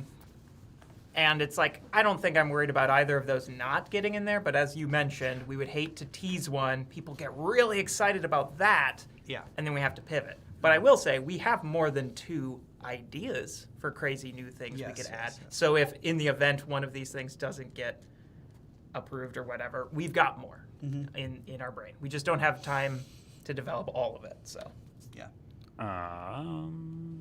More of a rule sort of question, so feel free not to, if you don't know it offhand. Elder Scrolls in Cyrodiil Endgame, can you carry more than one banner at a time? I would have to double check. Yeah. My gut is I want to say yes, but I would have to double check the wording, so I don't want to say that confidently. Maybe you can't, but I'm built different. Okay. What's the answer then?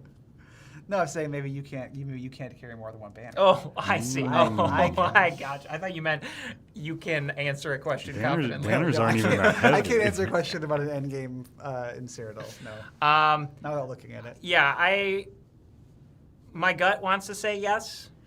Also, too, that sounds pretty rad, pretty cool. But I don't want to say that confidently in case there's anything I am not considering. And then I would also defer to Shannon. She is sort of the rules arbiter once a game gets launched out. Shannon is aware of the question now.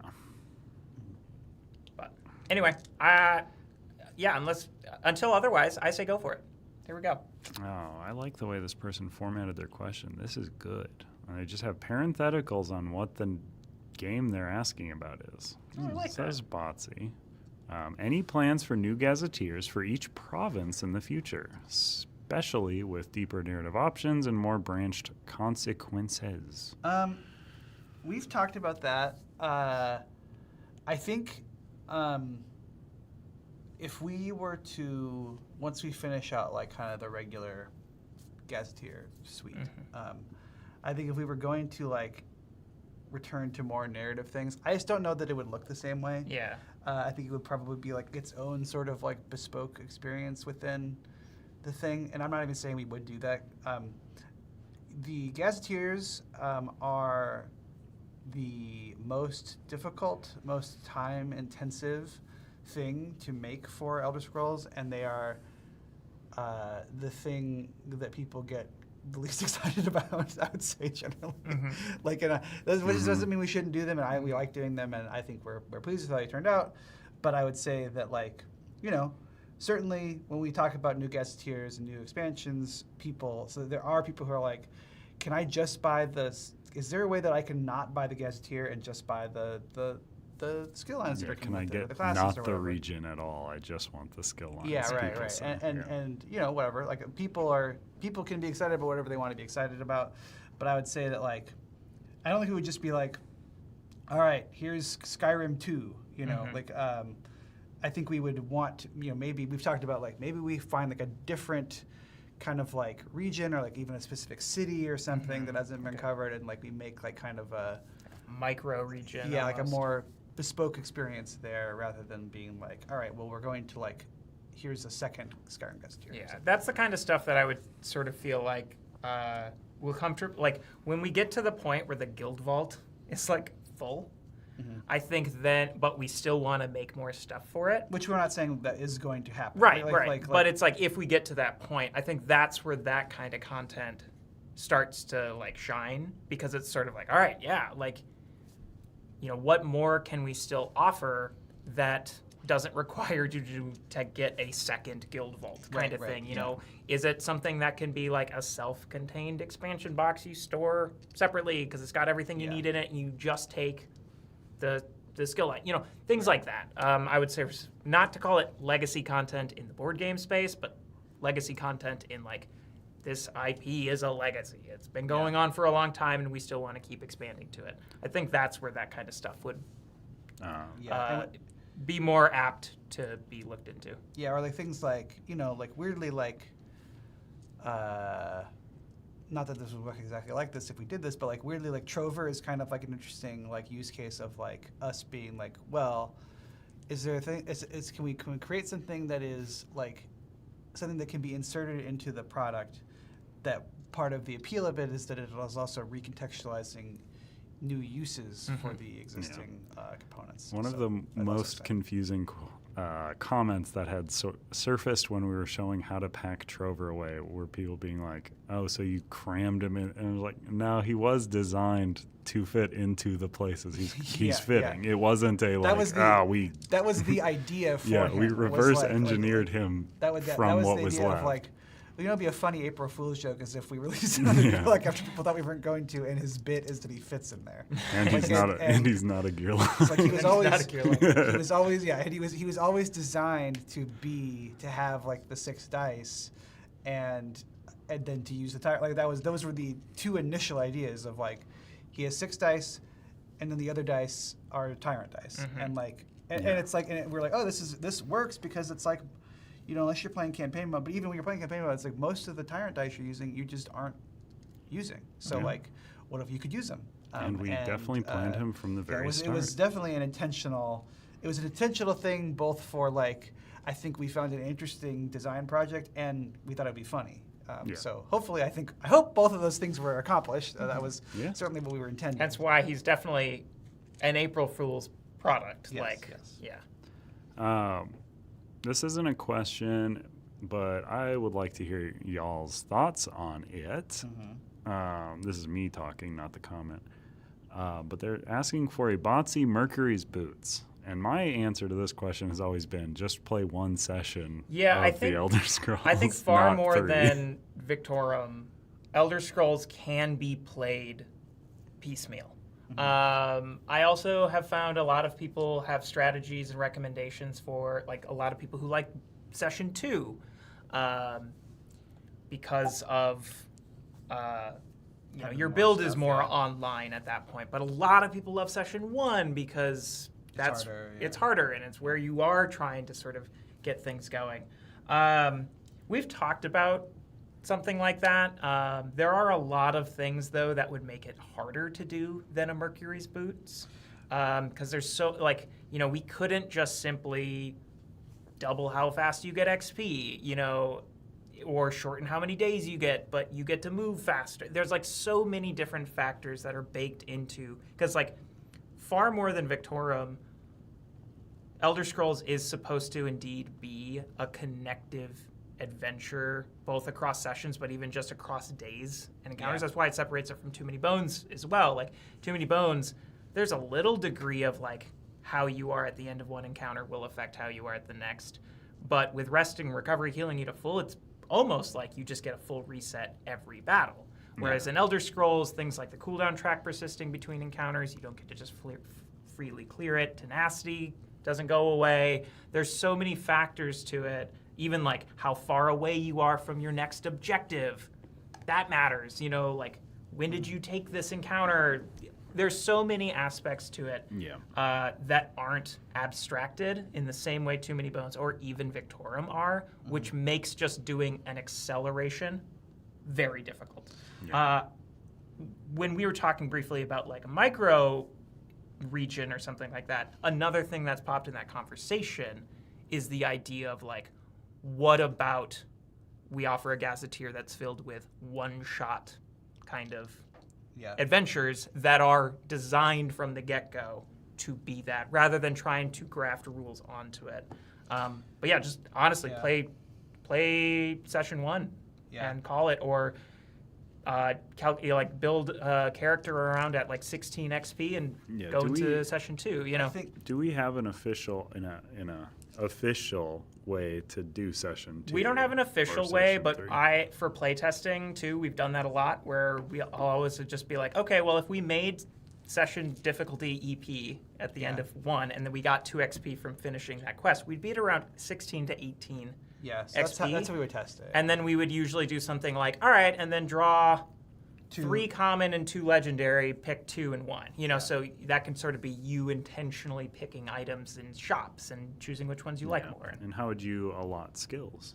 Same way. I would say like maybe do like draw 5 skill tokens, and you can. Keep some amount. Yeah. We don't have an official way though. So. Yeah, we've definitely talked about like the one-shot thing. I think other thing that I try to think about is that like, since we would have to probably make it be some sort of bespoke thing with bespoke content, then to me, there's like a critical mass question. Yes. Where it's like, okay, well then how much of this will we have to make it not appear like a vestigial thing? And then is that amount of time that we'd have to do to make that, is that worth it for, I mean, honestly, it's kind of similar to what we were talking about with Solo for this, where it's like the amount of time it would take to totally rethink Solo, would that really be commensurate with like the amount of people who want it? Mm-hmm. And I think we'd have to have a similar conversation when we approach this again for Elder Scrolls of like, well, for us to make like a lot like what's a good amount of Solo of like single session quests, like 20? Right. Yeah. And it's like that's a lot of work. That is a lot of work. Like it's we made 18 stuff, and that took a long time. You know, like and that was for mainline content. And so then the question just becomes like, you want to do enough that it doesn't feel like an afterthought, but then like if you're making it not an afterthought, you have to make sure that it should be more than an afterthought in terms of like what people want. Also, too, I feel like I'd be remiss if I didn't mention like the game is 100% meant to be a campaign game. Like it was designed from the get-go. The reason it's 3 sessions, as opposed to like other campaign games, which is just like a one-time play that takes you years to get through, was because we were like, we as players don't feel like we ever have time to complete any of those kind of games. So we wanted to make a campaign game, but we wanted to keep it shorter so that you could actually play it and finish it and feel, and then actually think about, I actually want to replay this. In fact, I'm excited, but also kind of surprised seeing how many times people are saying they are playing another campaign, like how many campaigns people have run. I think there was a degree of like, I think if somebody plays this game through 5 campaigns, that's crazy. That's awesome. And then, of course, it's like 5. That's hardly anything for some people, you know.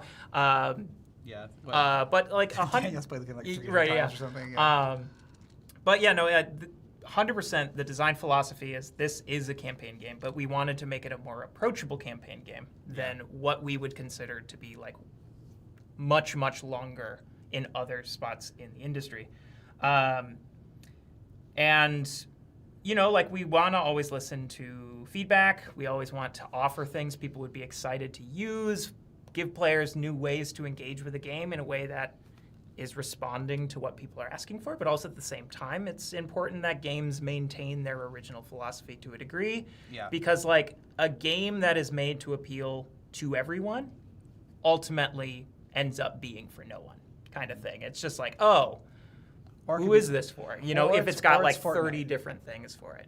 Or it's Fortnite. Or it's Fortnite. So that's the other part of it too. Again, that's not me trying to say, no, we're not interested in doing a Mercury's Boots thing. But it's more complicated than, Mercury's Boots was still, I know that was all Logan, but like, I know he didn't just like come up with that overnight. It took time to like really think about how to do this. And I would say for Elder Scrolls, it's even more complicated. So I'm not saying we're not ever interested in doing it either, just because the philosophy of this game is a campaign game. But I just want to say, like, it's why we don't just immediately go like, somebody asked for it, let's make it. That's a good point. But I'm glad you're relaying your interest, though. That is how we know what people want. So 100% thank you for that comment. I hope this doesn't feel dismissive. Well, I appreciate it a lot. They have left to go to a work meeting, but they appreciate your gilly length answer to a comment. It's an important one, I think. I get it. I would be so upset if I like asked a company that I liked their games for, and their response is just like, no, get out of here. Like, I want to know why I need to get out of here. That's what Salem said when they chained themselves to the front office of Mattel or like Parker Brothers. Like, why am I supposed to get out of here? Why do I get $200 when I pass go? Yeah. Who's paying me? It's been $200 for such a long time. I think it should go up because of inflation. It should be pegged to the cost of living. Yeah, I should be making $10,000 when I pass. What would the inflation be? I'll be calculating that back. It would be here, funny so. if you just made like an inflation version of Monopoly where it's just It's like like zeros That's are the added. only Well, difference. It's just like because what that game came out in like 1920 something. Well, you're talking about the 40? landlord game, Yeah, or you're talking landlord about game, or- Monopoly? Well, like the first one that was called Monopoly, like not the Yeah. one that got stole, but like but Not the one that got stole. the not anti-monopoly or whatever that game was called, but like or the original one, but It's like. called the landlord's game. Yeah, Both me and not Salem that one, but said like, it. it would be funny to make a version of Monopoly that it was just like Published everything costs 91 now years what- ago. what it costs now, what it cost then in today's dollars. Yeah, they adjust the buying, Where like it's they like- equivalent the buying power. Yeah, where it's like Baltic Avenue is like $4 and now it's like 40 or something. Like, Yeah, published in 1935. yeah, you I think look Baltic up. Avenue would still go for way too much. When we break, I'm gonna look up, or someone can do it in the chat. But when we break, I'm gonna look up like what $200 is now. Like what $200 in that know what. time's money was now. See, the real problem is if you were to make a game of Monopoly now, by the time you start the game, everything's already been bought by venture capital, Yeah, and it's just all short-term rentals. And it's also more expensive Yeah. than it was when it was Yeah. like yesterday. Yeah, J3 is saying no one would be able to buy any of the properties. Yeah, Mm-hmm. yeah. Can you imagine putting up a house, let alone 4? Yeah, it's Oh just my gosh. renters monopoly. Yeah. Yeah, renting. That'd be such a bummer of a Monopoly version. Too real. Bones in the Fall ? First I've heard of it. I don't think we've officially said it. We have. We've talked. I mean, We've said a big project in the fall, okay. Well, oops. possibly something.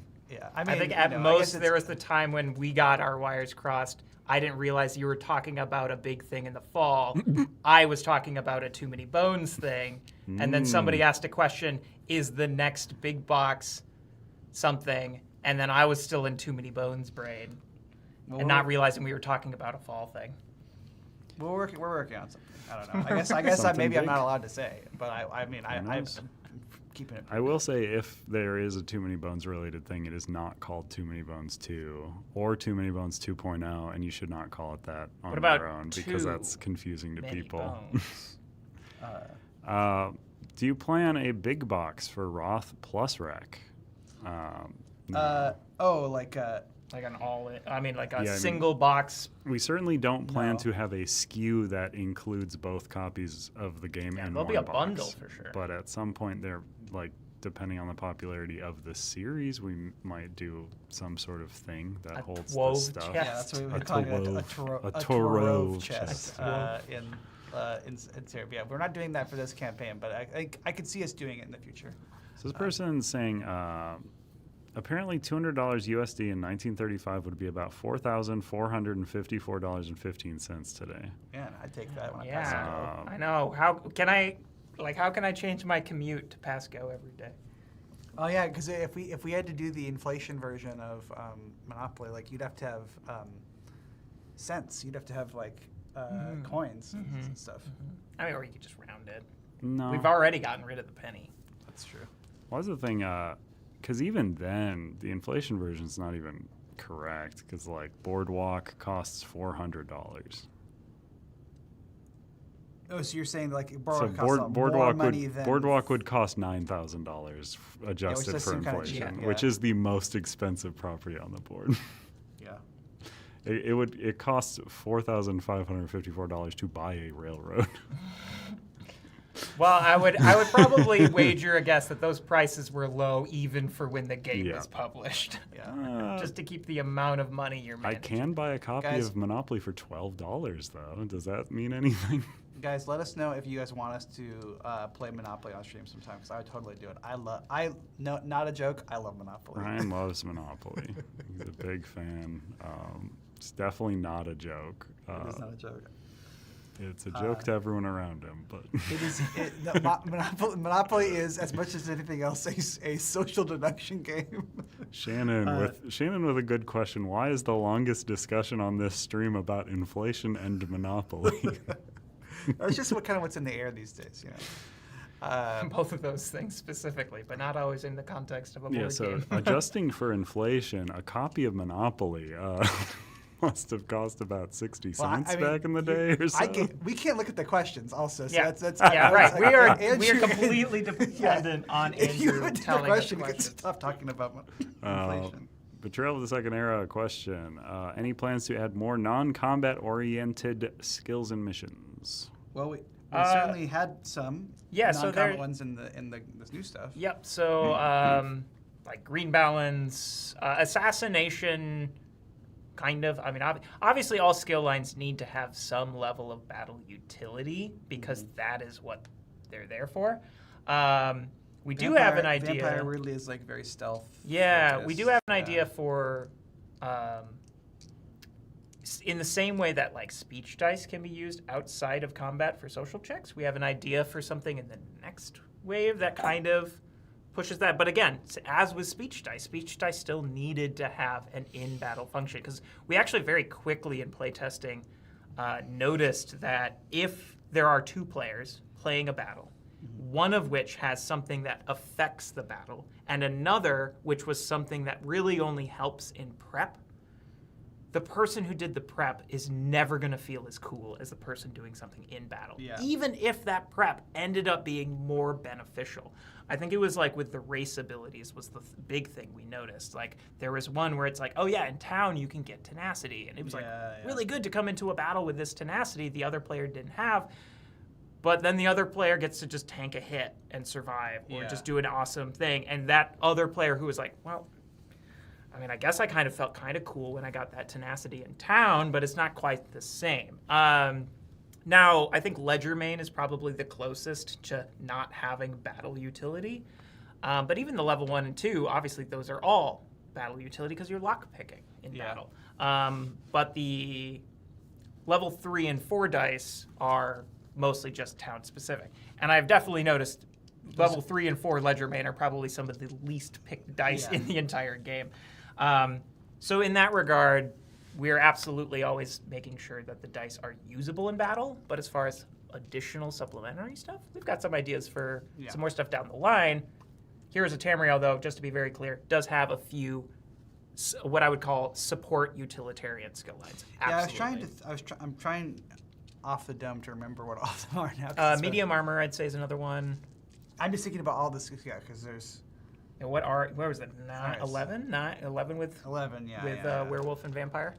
Yeah, I'd say that vampire is not like a straight combat Yep. line. It's obviously there's some combat utility in it. Right. It's then medium armor, green balance, assassination, kind of. Assassinate a little bit more geared towards. Oh my gosh, why are we not? What is the list? I need the list. That's fine. I mean, nobody's expecting a full list. Okay. Let's just those move might be on. We're moving on. Those might be the big ones. I remember two of these people in this room talking about how long JW takes to answer questions, and again, we're beholden to ask the question. Tell us when well, I'm to not going to stop. cut you off to ask another question. You tell us when we need to be done. Like I'll play now. No, I'm not saying to stop questions. There's just very long answers. Okay. Very long answers. You're good. This is a time-based question, and I don't know the answer unless you tell me the time. But somebody says, not to rush at all, not my aim with this question, but is this live stream planned to end before the World Cup starting ceremony? You would have to tell me when that is. I don't know when that is. I do not follow whatever sport that would be for. I'm a Ted Lasso fan. I'm not a football soccer fan. Is that a footy question? I would say the Q&A part of it needs to be done before 1, probably, so that it's not just Liz and Josh and the Too Many Bones meeting. I can skip that. Oh, jeez, it's already 12:18. Yeah. Hour and 10 minutes. Almost certainly not finished within that. But who knows? No, the Q&A part. I know. This person's saying that ceremony starts in an hour and 10. I do not think it will finish by then. The Q&A portion will be finished certainly by then. What's the One Piece collab stretch goal for Rec? We will, of course, be adding the Straw Hat crew as a faction, but they will be called... I like the idea of the Straw Hat. A straw hat sculpt. Well, they'll be called the Straw Bats because we do not have the license and we cannot afford it, I'm sure. They'll be called the straw. No, but it's actually going to be the strawer. It's because it ends in a W. So no, it's in a WR. Oh my god. We'll have That's how we do it. We add R's to W words. Yeah. We'll have the character Monkey D. Loopy, who's just a crazy monkey. Because he's loopy, guys. Come on.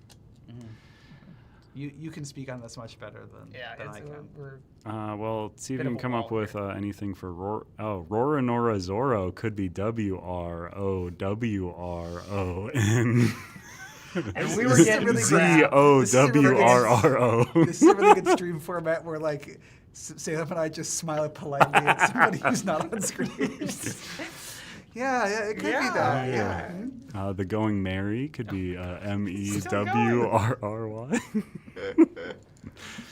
So this person says, so no metal boats make sense. What about faction-specific boats as an add-on for this campaign? I can answer that as no. Yeah, that would be really, really. That would be. You would have so many. Really expensive for us to make and for you to buy, and it would also be so prohibitive from a space standpoint. Like if let's say that we know, because I think someone was jokingly saying that there are 17 expansion factions, but let's say what we've revealed is that there are at least 12 factions now, right? But 7 in the round 1, and we've then said there are at least 5. Yeah. So that's a lot of that would boats. be 36 boats on its own. Yeah.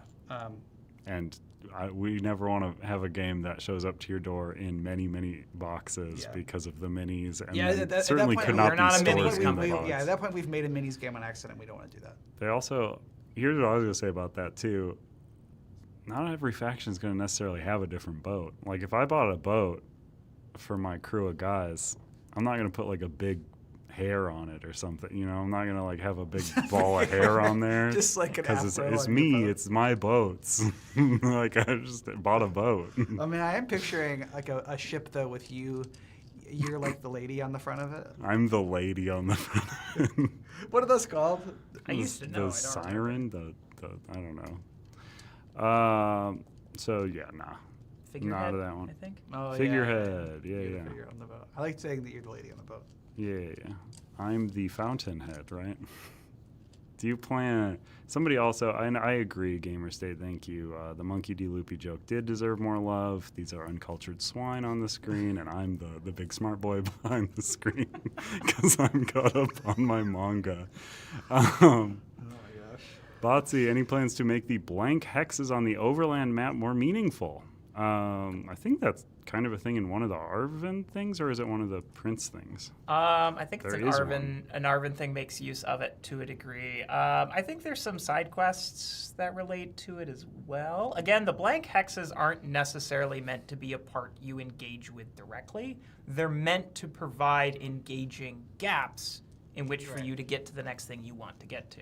That's not like dragons too. That dragon thing. And now you can walk on a blank hex and have to fight a dragon. Right. Yeah. So again, the blank hexes shouldn't be viewed as like, oh, I want to go there.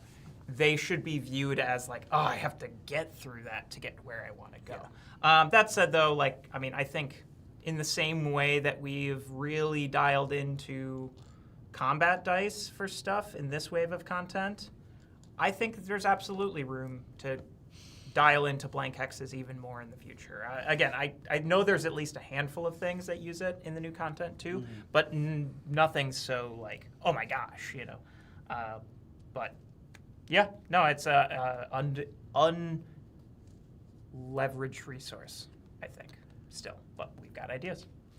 And then there was something when you guys put that map down initially where people think that Salem was trying to show the backside of the map, like there was another map. But no, it's single-sided. I didn't want you to see And this. it's not double-sided. Not sure if it was mentioned ships. Could you board another player's ship and fight? No. Also, how many ships in a game? You can shoot ship to ship, but there is no boarding. And there's, what is it, currently 3 boats per? Currently player? three per- Yeah, that's we'll still see. being discussed. but Yeah. yes. We want to make sure it's We'll like see. it's the right number of boats where you feel like you can always do things, but also the board is not too cluttered. So Yeah. still working on Still- those details, but Still workshopping to see if 14 boats per player is a 14 little boats too per much. What will the player count be? 2 to 4 2 to is the 4. printing on the box. Ba, ba, ba, ba. Is that map? Yeah, is that map two-sided? It looked like Salem really wanted to show it earlier. It's very funny to know. What did I run? I You love must this. have done a face. Will it be possible to play Wrath? I think you mean Wroth. Will it be possible to play? I assume these are all spelling corrections that your auto spell is getting, which is always interesting because it usually does Worth for me. So you must be saying Wrath a lot. Will it be possible to play Wroth together, 6 players on 2 maps of these games? No, And somebody said, "Oh man, I'd love 5+." but But on a live stream? you can't put a but on a live stream. we're looking at additional players. I can say that. Ooh. You will not be able to put both mats together. That's kind of a fun idea. I actually kind of like that idea. Yeah. Mhm. But we are looking at some additional player count Yeah. stuff that I think is promising. So if you like that idea, please say that you like it. So. Yeah, but I think we're working on some stuff that is I think quite promising. So Someone had the suggestion if we wanted to do dual layered, we could just place neoprenes on top of each other. That's like what I Burn was. Cycle. Yeah, that That's was a sort of better my idea. solution to that. But it was funny the way we were trying to do it, and stupid. and now I'm thinking about this. How would this? Oh my gosh. Not for this campaign, but I kind of want to just talk about how. Well, would yeah. that See, work? there's already ocean here, so you can't put it there. You'd have to put it down here because the Yeah, water. Yeah. Will we be able to buy Wroth and Wreck together and store it in one box? No. One not box, currently. no. Maybe But each down one the will line, hold its expansion. in this series, we might make a Trove. But not for this campaign.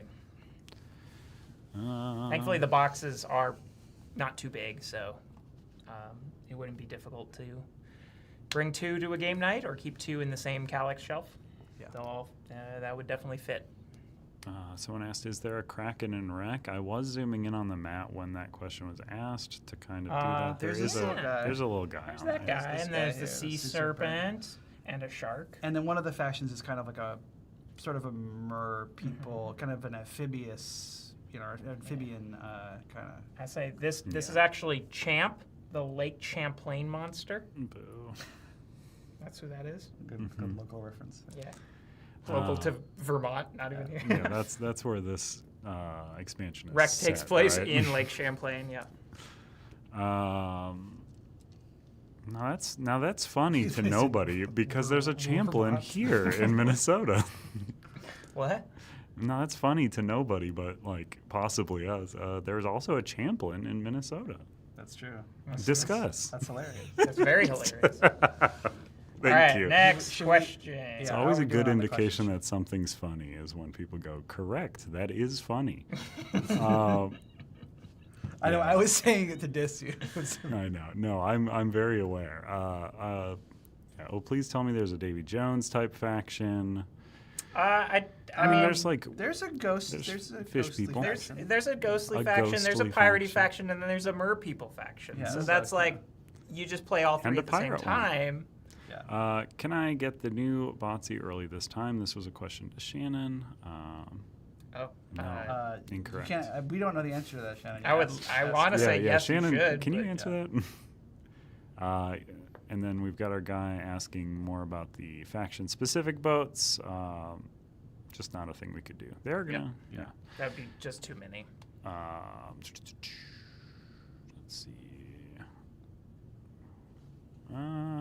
We might be nearing the end, but let me see. Here you go. Discuss this while I look for more. Add a session 4 for all gazetteers. Like a post endgame. I mean, I have. I will say I have an idea about that. but it would be. I don't know that we'll ever do it. Yeah. Like we've talked about like my idea. It would be probably more than one thing you could do after endgame, but I would say it is a very expansive idea that like we would have to. I think if we were going to do that, we'd have to kind of like build like a fair amount of content line around the idea. Yeah. So, but it's been discussed. It's been thought of. I think one thing that we're kind of talking about internally is like, how many more campaigns are we going to do on this after the one that we're fulfilling? We're going to do at least one more, but then we'll probably be getting pretty close to filling out the box. Are people going to want more stuff? Are people going to want other things for us to do? Like I think that. Sorry, just real quick. Shannon was asking what the question was. Blukes was asking if they could get their copy of Elder Scrolls early this time. Instead of late. So you can figure that one out. Because I think Shannon didn't Ryan get her stuff. Like, and so she wasn't able to answer. That's why I thought it was like she wasn't able to like check contents to answer rules questions. No. Yeah. But yeah, I think we're going to do another one. Certainly is the intent because we want to finish out the guest tiers and stuff. But like, at that point, like we'll be pretty close to filling up the guild vault probably and. So yeah, I think it just has to be a question of like everything that we want to do, like, is sort of in competition with like everything else we might want to do. Yep. And so, it's definitely a cool idea, and I think that if we were deciding that we were going to do like post game content or whatever, New Game Plus, or like I think we could do some cool stuff with it. But similar to the one-player thing, it's like that requires its own infrastructure. So then you have to decide, like, is that worth it? Well, especially, too, because some end games notably are designed to try and, like, regress your build. Sure. Now, granted, I'm sure they're mostly completable without having that happen, but the two I can think of off the top of my head, Black Marsh has effects that reduce your cooldown stat, and High Rock has effects where you might be untraining dice and skill and tokens to do things. That's so true. Those would be a situation of like, oh yeah, post those end games, you'd be at a way weaker spot than a post Skyrim end game. Yeah. As an example. So that's another thing we would have to consider and factor in. So, but in which case, I think that goes to your point. If we were to do some kind of post-campaign content, it has to look sizably different and well thought out. Anyway. That was a bad question, Shannon. It was just a joke one. It was just a joke one. Don't worry about it. But also a question for Shannon. Let me know if this is wrong. But somebody asked, when will you have Too Many Bones restocks? Is that a submit a support ticket for your region? So we can check to make sure we're actually out or whatever. I don't want to tell people to submit support tickets if that's not the correct avenue, but that seems like who would have the best read on that stuff. Botsy question, can vampire and werewolf be chosen as starting skills? They can, just you can't have them both. Essentially right? You can now because you can't have both. You can't have two I afflictions. think you meant like two people can't. Two different people can take one and the other, but you can't. I mean, like two people can take the same one too if they want to. Oh yes, that is also true. But you as an individual can't be both a vampire and a werewolf, and that's a pretty important like lore thing. Too, that was like the first thing that we were told by Bethesda when we said we wanted to do vampire. We were like, you can, but you have to make it 100% clear that you cannot be both at once. So I guess one follow-up, because you're actively listening. What product are you looking for? What region are you looking for it in? Because I might have an answer depending on what it is. This is the Too Many Bones restock. While I'm waiting on that, any chance we could see Villains of Tamriel make hero chips to defend against you that baddies? We have a line, I think, somewhere in a spreadsheet right now that says Villains of Tamriel on it. I think it might not be exactly what you just described, but it's certainly a name that we have considered affixing to a thing we're working on, where it would be an appropriate name for the thing that we're working on. Perfect. And what is the product you're asking about? All right. You guys don't want the... Yeah, this person following up about the faction ships. You mean you guys don't want the wreck shipping box to be as big as the Lands of Evershade ones that my wife thinks I've we seen ordered some a new hauls coach? from that. That's crazy. I mean, I do have like a bunch of Dark Souls and a bunch of Bloodborne stuff, so I get it. Like I've been that person with all of the boxes, but it's just crazy. I'm very curious about.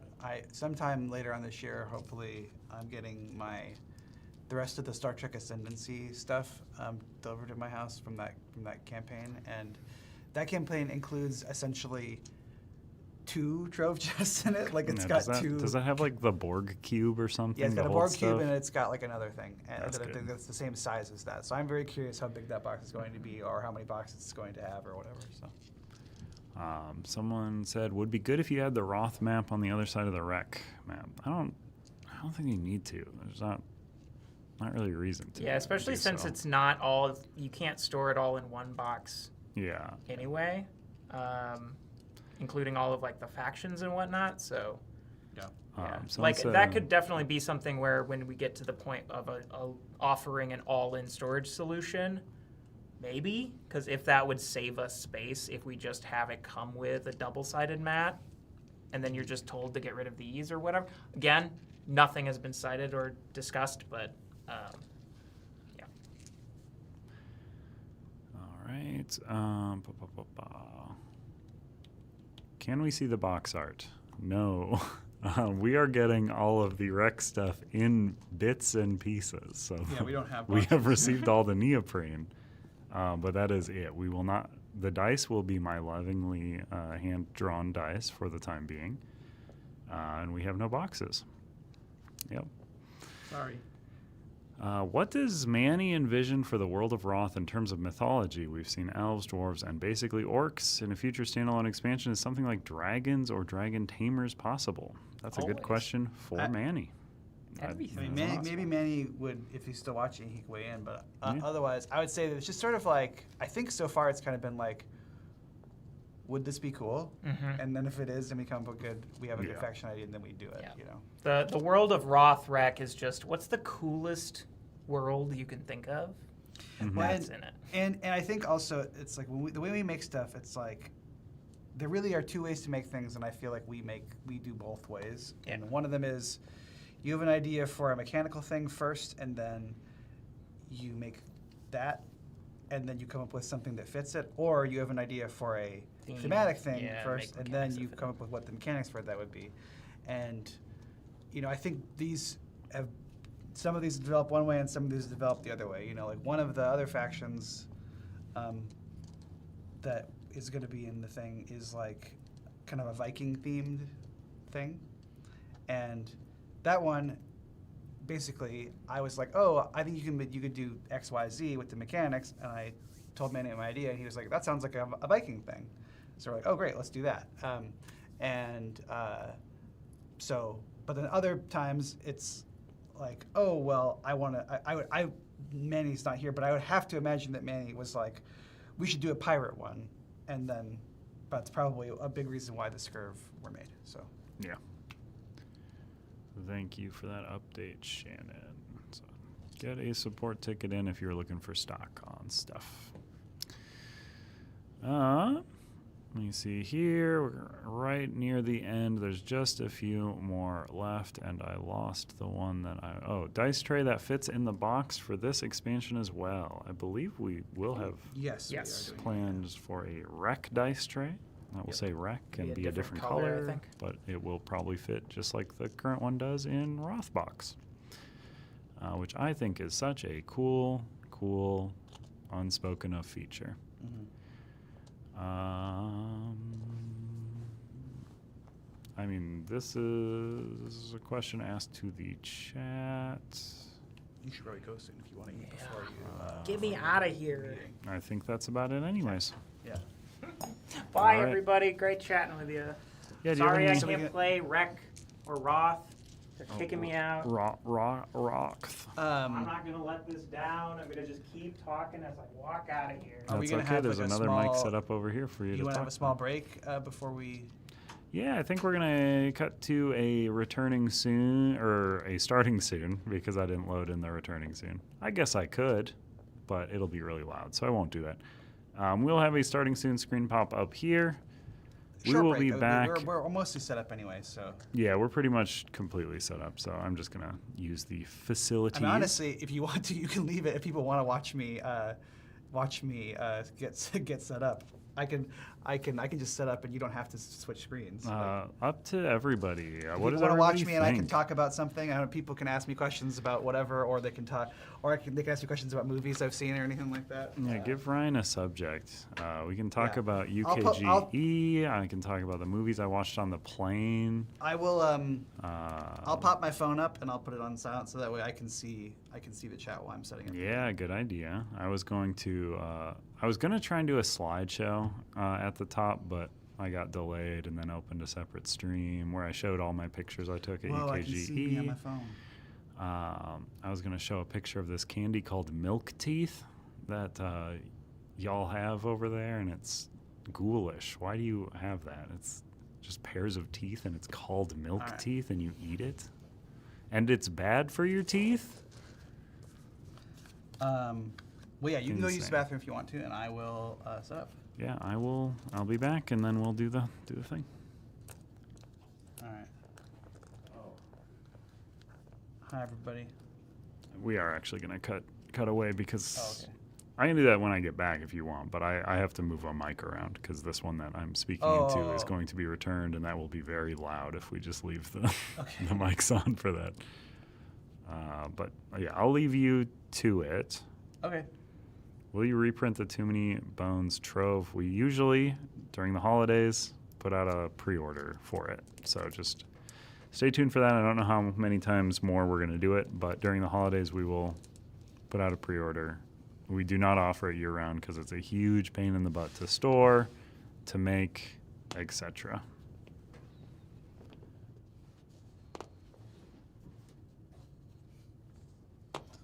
All right. You're still alive. I'm still up. Okay, great. Sorry. No, that's fine. Hi, folks. Ooh. I got the 3 in the middle here. So someone says, thoughts on Star Wars' current direction after getting rid of Kathleen Kennedy? Is the ship sailing on track or headed into another wreck? I used to be, I don't know how, I think I've talked about this somewhat in these things before. I used to be a huge Star Wars fan, and I was, I love the Star Wars prequels even still, and I have not been a huge fan of most of the Disney Star Wars stuff. I like Rogue One for the movies quite a bit. But not a big fan of the other films, generally speaking. I think they're just but I'm not a big fan of like universes where like the stories become exclusively about like the rules and lore and nostalgia for the universe itself, which is what I feel like a lot of what modern Star Wars is. And then the other thing I think is that like in the same way that the Marvel things, when they go to the TV shows, I feel like it's kind of largely become like homework. And so, I also really enjoyed like the first couple seasons especially the first season of The Mandalorian, and then at the end of the second season when they were like, oh, okay, it's time to catch up with the Book of Boba Fett, and I was like, well, this is homework now. So then I kind of stopped watching it. I actually didn't go see the Mandalorian and Grogu movie, which would have been unthinkable to me, 10 years ago. So I don't know. I think I would really have to just feel like it was less of a top-down kind of like corporate thing and more like it was really feeling like the product of like a creative with an idea, which, whatever you want to say about like some of Lucas's decisions, like those movies really are the product of like a weird dude. And I'm always in favor of like more things that feel like they're the product of like a person rather than like a spreadsheet. So that's how I would feel about that stuff. But I've heard Andor is really good, and I haven't watched it, and I should. And I love Michael Clayton, which Gilroy obviously worked on. And I know that's supposed to be good. Andrew, if he was here, he would say it's really good, and I'm fooling myself by not watching it. But again, I just haven't because it was released during Star Wars' homework era, in my opinion. But yeah, I've seen someone there saying I should watch Andor, and I know that I should. Very good. And I agree about Dave Filoni too. I liked the Clone Wars show quite a bit, and I liked some Rebels and stuff. But yeah, I think that him being in charge of Star Wars has really made like Star Wars into a kind of a hagiography for itself, even more than it was with like the Abrams stuff. So I think that can be a problem. I think that's something that, like, really any level of creativity we have to kind of be aware of. Like, when we're talking about making more Bones things, where it's sort of like, well, it has to feel different. It can't just feel super insular. It has to feel like it's its own thing. So I'm going to cut to a little thing for a moment so we can adjust mics around without blowing your ears out. All right. I try to adjust the volume on the music, so hopefully the music won't blow your ears out. And then we'll be back in just a moment once I have adjusted the stuff to protect your ears. And no more burn cycle expansions of the works, to answer a recent question that came in. Yes, yeah. Again, if it takes off crazy bananas, we'll think about it, but it is just a series that is probably complete for foreseeable. All right, we'll be right back.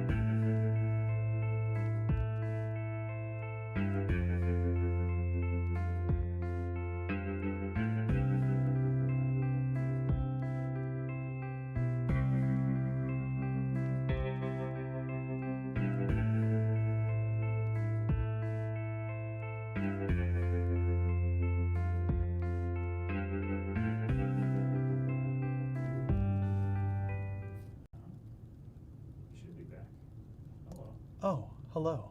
I didn't see you there. We're about to play a game of Wroth with 2 of the new factions from our upcoming Wreck campaign. We are going to be doing... Andrew's going to be playing as the Ramakai, which are one of the expansion factions in the campaign, and I'm going to be playing with the Scurv, which are one of the base box factions in that game. So... I can explain my guys first, and you can explain your guys. The Scurv, they're kind of these piratey guys. So I've got 3 different elite units. I've got the, I don't know if you want, if there's any use in switching. But put those guys over there. oh, here. Yeah. Do put stuff here. I see. Okay. So got these lovely arts drawn by Andrew for the dice because we don't have our final dice yet for this. So I got the captain. There's only one of these guys. So after resolving a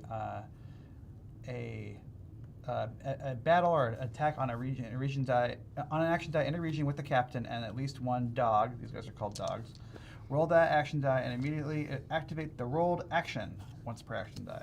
So basically, I can get bonus actions when I'm attacking in his region. Skulls. So after moving, a skull may move again on units. On its second move, you may choose an opposing faction in the region it moved from. That faction must either deal 1 damage to one of its troops in that region or pay you 1 Cora. So they can kind of steal stuff from people when they move through them. And then finally, the Cannoneers. So Scurv may attack land regions up to 2 land regions away from a Cannoneer. When attacking a land region adjacent to a Cannoneer, deal +1 damage. So, yeah, that's their thing. And then I'll get to the feats when we pick the feats. Here, I can describe yours if you want. There you go. So I'm over here. Mine are the Ramakai, Yes, who are like the the Ramakais. native people of the islands of Wreck, I suppose. I have kind of been like describing like if the Alden are kind of like the high elves of Wroth, of the Wroth universe, the Ramakai are kind of the wood elves. So yeah. So they eat other wood elves, right? Yeah, right. Well, I'm not even saying I'm like not necessarily Elder Scrolls style, like Lord of the Rings style or whatever, you know. So they've got this elusive die. So when a sprite, that's these little guys up here, would be damaged, you make an elusive check by rolling the elusive die. On a 1 to 3, the check fails and the sprite is damaged normally. On a 4 to 6, the check is successful and the sprite is not damaged and must move to an adjacent land region or to a boat on an adjacent, or it should be a ship now, we can change this, but it should be a ship on an adjacent sea node. Or, then we got the totems here. So deploy to a region you occupy. Opposing factions cannot move their troops into a region that has a totem in it. These guys are so annoying. I love them. And then they've got the shod. So when making an elusive check in a region that has a shod, the check also is successful on a 1. So they just give you a little bit better uses for elusive. And yeah, you can see that neither of these guys have any VP bonuses. Only the captain, which there's only 1 of in the Scurv, has a VP bonus. We're playing with kind of a low amount of VP bonus on elite units today. But some of the other units in the other stuff have more VP bonuses. So. Yes. All right. Yes. So we're going to be playing a game of straight up Wroth with these new factions, which we've just described, or maybe I'm recording this and uploading it later. Maybe we describe that right now. Mm-hmm. Wow. We also have feats to choose from. I have chosen mine secretly. Okay, I'll choose. That's right, because you're supposed to. Because we're openly saying in the new rules that this is a secret choice. Ready, go. I've chosen Treachery. I've chosen Point Blank, so both very offensive-based ones today. So. So I have 2 that I could have chosen from. There will be 3. Treachery, once per game for each of your elite troops in play. So each of these guys, roll the elusive die. After the first roll, choose if the result is the region targeted or damage dealt. Roll again to determine the other value and deal damage accordingly. Then flip this card. So I have the potential to deal 6 damage to a region for each elite unit out. Pretty neat. Otherwise, I could have chosen make like a tree, once per game, gather and deploy all the totems, and move up to 2 troops of any factions from each region with a totem to an adjacent region. Then flip this card. I picked Point Blank, which is once per game, I can gather a Cannoneer and deploy it to any region. Then activate battle a number of times equal to the number of regions with a cannoneer in them. Then flip this card. The other one I could have done is Parlay, which is more fun if you're playing with more people. So I picked the cannon one, which is after action dice are rolled, but before any are drafted, flip this card. For the rest of the round, opposing factions cannot deal damage during their turns. Yep. That one can be very fun to use, especially in a big game. But Yeah. in this case, I'm using point blank. So, all right. Interesting. So the 3 pointers in the center of the map. So we start by deploying 3 guys. Bloop, bloop, bloop. So that's our setup. All right. Who wants to be first? Who is most Well, there is recently wrecked something? Well, we can just roll the elusive die. It's in rec there actually is an actual method now for going first. 4 damage. Which let's not say though until we play that game. Yeah, roll those. Oh, I'm rolling damage for these. Okay. Yeah, I'll see. For our skulls. All right, 2. So you go first then. Sure. Where do I get to choose? Groundwork. I don't know. Yep, so we do groundwork. We each get 2 fellers. And then we get a Cora and we roll our die. Did you roll your die? Did you roll your die? And then we roll these fellers. Oh boy. Oh boy. I can't see him. We got money, 1 money. We got 3 moves, 3 punches. Okay. I'm taking the 1 money. Can you explain universal feats? I don't know if we'll. Do you want to explain them right now? I mean, yeah, the new game is going to have 4 general feats, which are basically just feats you can choose instead of your normal faction feats if you want. Yep. So they are not tied to any specific faction. They are universal, general, whatever we want to call them. And then we each get a punch. We each get a punch. And then nobody gets the last punch. All right. So that is us. Okay. Much like the NBC show. This is us. I watched that show for a while. Oh, did you? I watched the pilot, I think. There was an insane period in my life where I was trying to watch as many network TV pilots as I could every year. I did this for like 4 years, and I was like, why am I doing this? I agree. Why were you doing that? It was a show. It was a show. It's very sad, I would say. It's very maudlin. I'm just going to gain a money. Okay.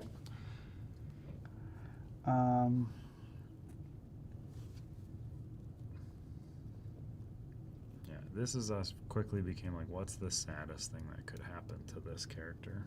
And then let's keep doing that. But to all the characters.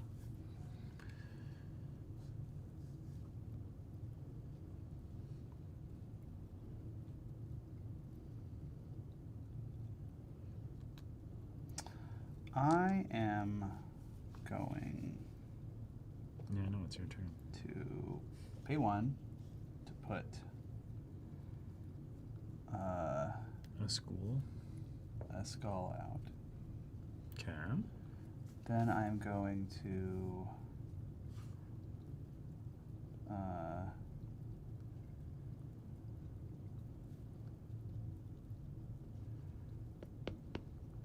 you going to Exodia? yeah, an Exodus. All right, I'm gonna go. All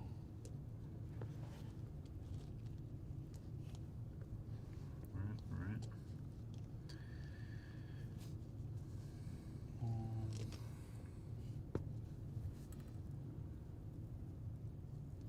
I really want that free attack. Oh, no, never mind. I really want that free money. Exodus is a first action, eh? Man,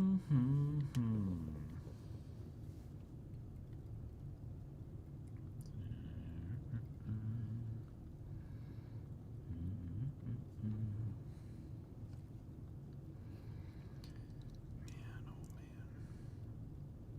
You still got so much violence left in your life. I'm gonna spend 2 Cora to put out 2 Shads.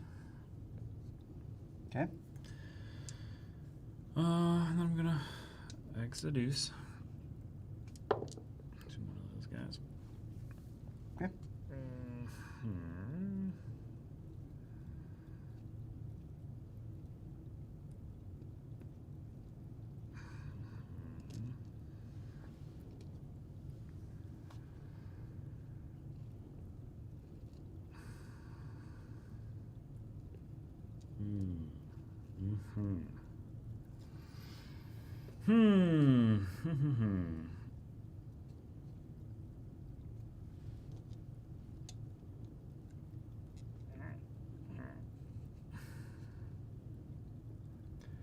Extra guy there. Extra guy up in here, I Okay. think. Sure, why not? Doesn't really matter top or bottom, I suppose. All right, my turn. Mm-hmm. Okay, I'm gonna go like this. I'm gonna move this. I can move this guy an extra, so he's up here. And I'm gonna use this to kill this guy.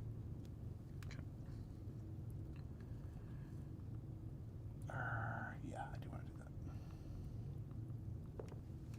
that. Oh no, yeah, I guess you have to elusive yourself. Yeah. Yeah, so I elusive myself. All right, it succeeds. So you move him in there. Bloop.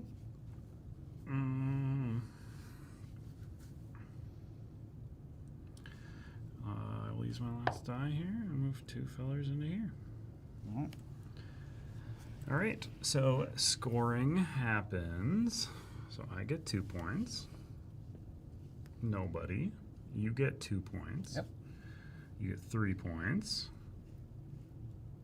I get 2 points. I get 1 point. Oops, sorry. I get 1 point. And then you get 4 points.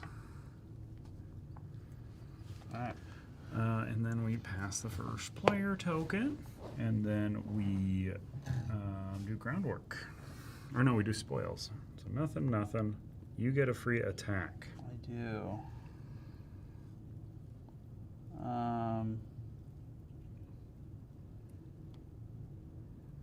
Which doesn't let you gain control of any of the resources, but Right, it does let you tie them, possibly. Right.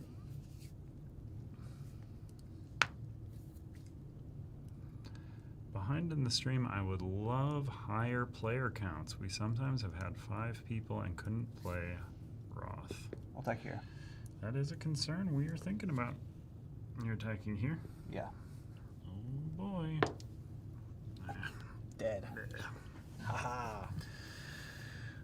Into there, nothing then. Yep. Nope, nothing there. I do get to deploy 2 guys for free to a region. I occupy. Put them into here. Okay. All right. And then we do groundwork. So deploy 2. Roll your all-seeing die. And get a Cora.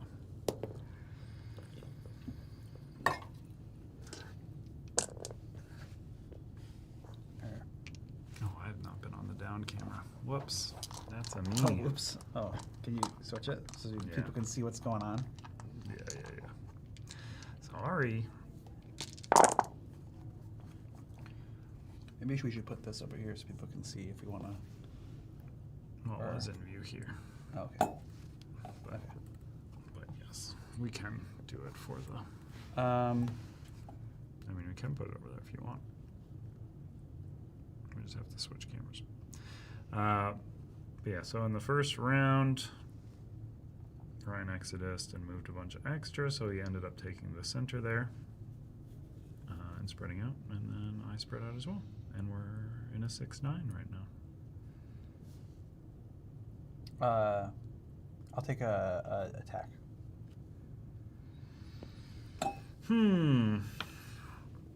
Attacking my people.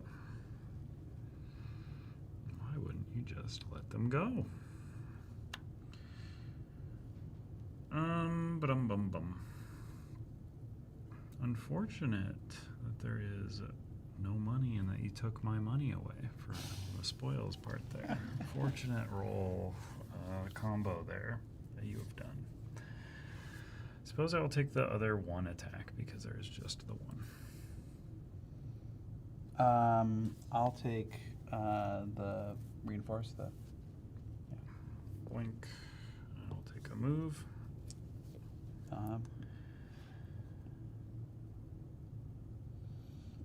I'll take a move. Okay. And then I get both of the other dice. Because I'm in last. All right.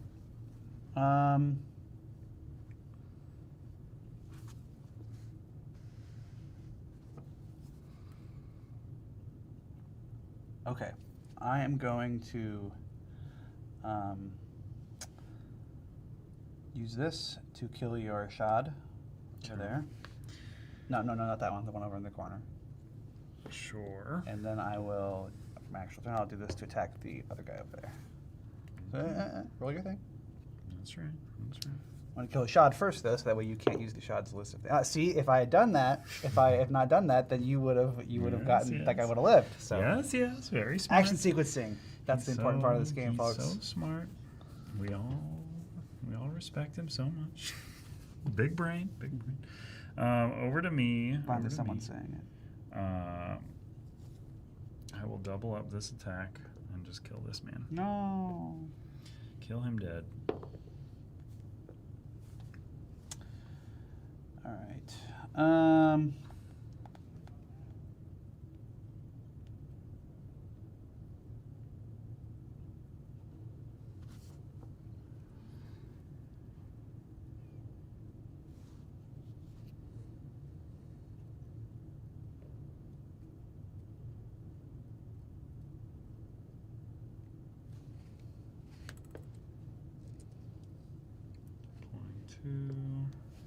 Annoying. It's very annoying. No more attacks for you.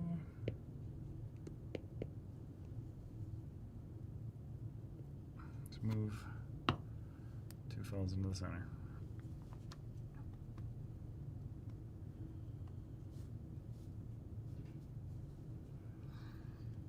Take those big points.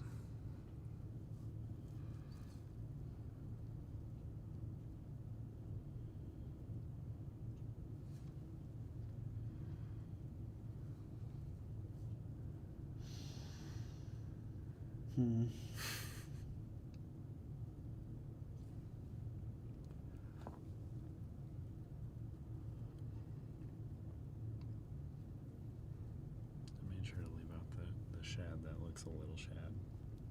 Hmm? I made sure that the shad that's remaining in play looks a little shad. The other ones look a little shabby. Like Chappie from the movie Chappie. Mhm. The hit motion picture Chappie. Yeah. Everybody loved Chappie. It really blew up that guy's career, and Neil Blomkamp. Oh yeah, he made Gran Turismo a couple years ago. yes, that was definitely a product that everyone was very pleased with his last output. Oh, you know, Orlando Bloom was pleased he got to be in a movie. You know? Yeah. And who wouldn't be? Sorry if it was answered already. Will all this fit in the Wroth box with all current content? No. No. It will This will not. fit in the rec box. Yes. Uh, Which would be small. Yeah. So It'll be it'll the the same same size as the Wroth which box. is small. Yeah. For us, it's small. Yes. Smells For hell. us? It's smell as hell. Smell as hell. Smell as hell. Oh man, it's an annoying pile of stuff that's happening here. But I can combo off here pretty hard. I feel Yeah, like yeah. 2 there, deploy 2 directly into this region. Yeah. But it gives you so many points is the real problem here. Because that's all the actions. I mean, you got plenty of points this time. So you get 3. Yep. 2, 3. Nothing. I get 1. Yep. You get 3. 3, I get 2. 2. Nothing. I get 1. I get 4. Ugh. I hate that. Nice. That's I sick. hate that. That's sick. That's the best possible result. Okay, this switches back. Spoils nothing, nothing. Free attack. Boink one of these guys. Yeah. Get a money. Get a free deploy. That's the worst. Man, to a region I occupy. Let's put him here. Okay. And then groundwork. Plop 2, get a money. Roll that. I'll see him die. Just a snipe.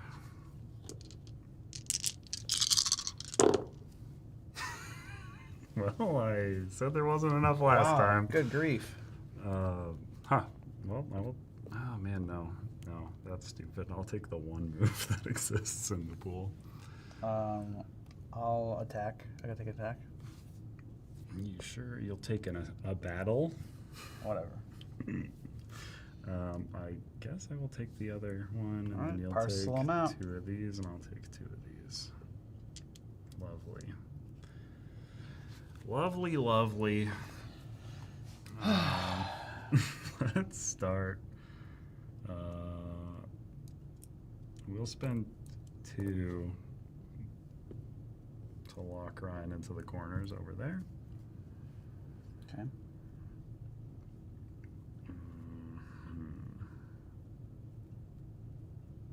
Interesting.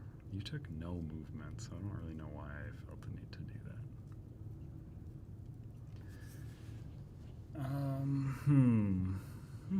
What will I do for my actual turn? Let's. I have 1 instance of attack. Let's boink this man. Okay. That's me.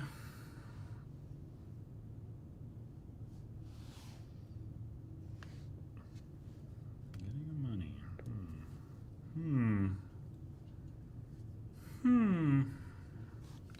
Is that pass? Is that a pass back, or are you spending Pass your back, money? Okay.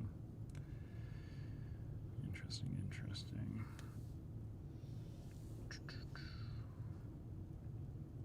I will also get a money. And I will pass back. Chappie certainly was an advertisement for Diane Ward. That's true. Man. It's the waiting game. But I can wait longer. It's a very weird turn. Very weird round.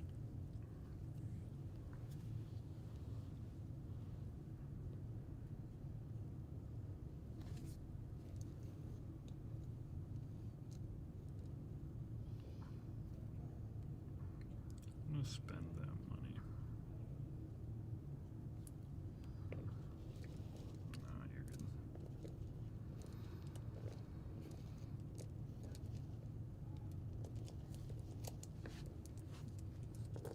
Four.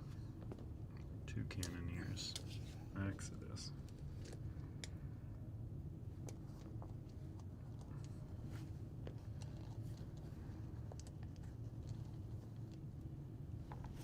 Let's see.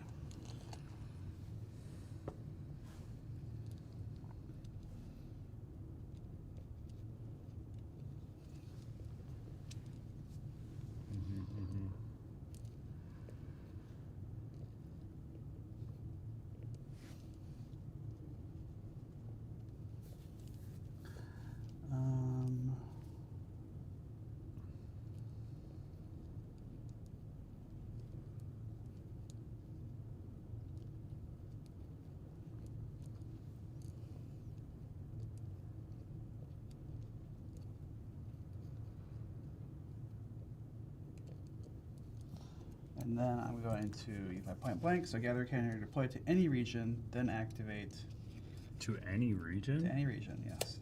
Then activate battle a number of times equal to the number of regions with a cannoneer. So put there. All right, first thing I'm going to do is I'm going to here, so I guess that's going to do 2 damage. So you roll your elusive dice still. Yes. Once per. All right. Succeeds.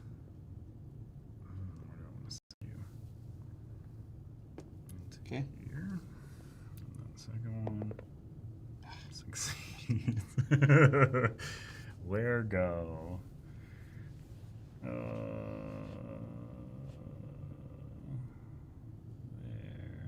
Okay. There go. Then I'm going to go from here to here, so 2.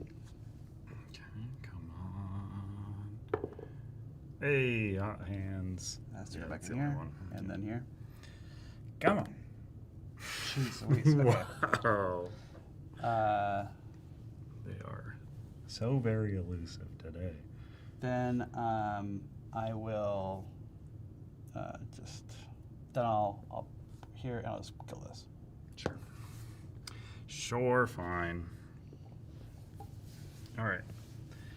So with all your stuff, it's big. Do you feel strong? Do you feel strong picking on a bunch of?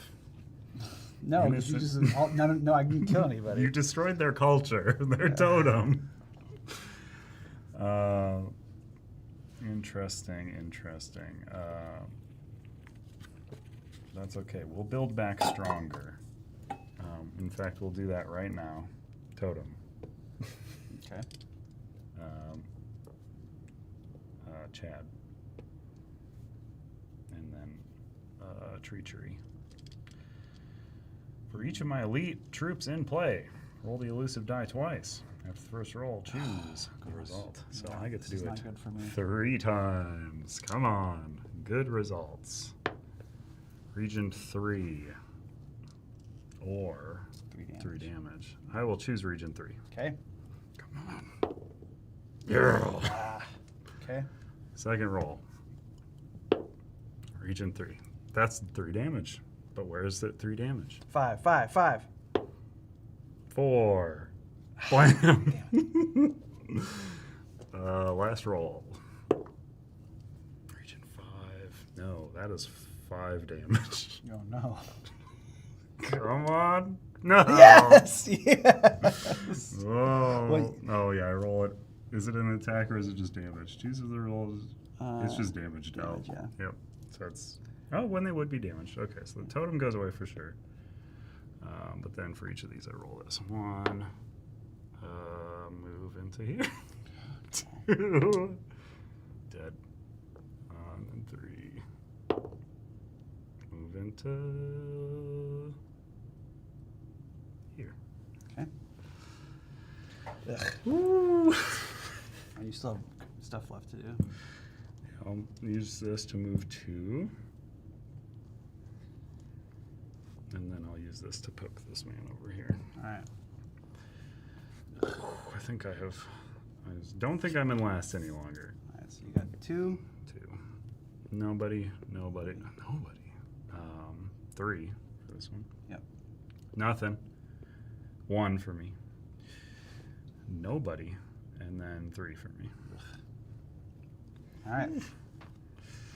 Don't like that though. I don't like the first player being on you now. Okay, so we do spoils. So nothing. I get a money. Yep. Nobody gets to deploy, and those are the only one. Yep. Yeah, because the attack is also empty. Okay, so in groundwork, 2 guys, all seeing die. Get a money.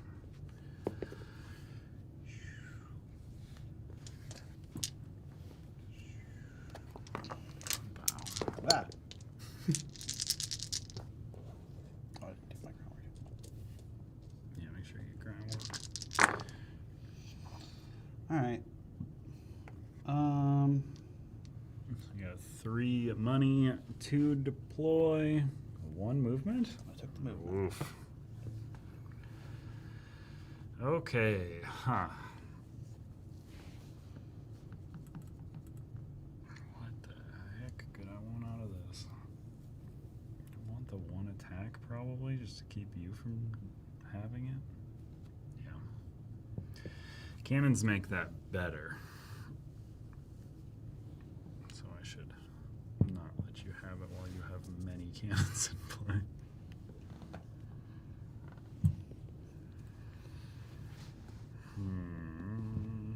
Take this.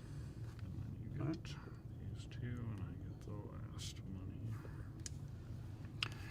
money. Alright. Okay. Yeah, I really like the new scorecard too. It looks pretty neat. Getting the money? Yeah. Okay. Let's see.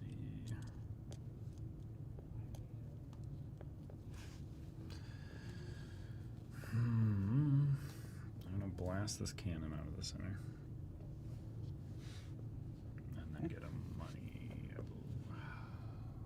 then get money. Bring me up to 3 money.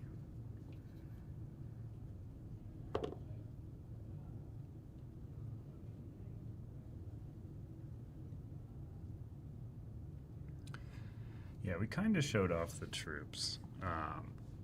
If you're talking about the elite troops, we showed them off earlier, and then the basic troops are just 3D prints of what they will be, so they're a little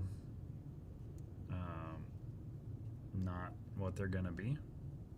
So we didn't really go into detail on that, but we have them. They're different colors and they're different sculpts, but they will look better in the final thing because they won't have all these dang little hairs all over them.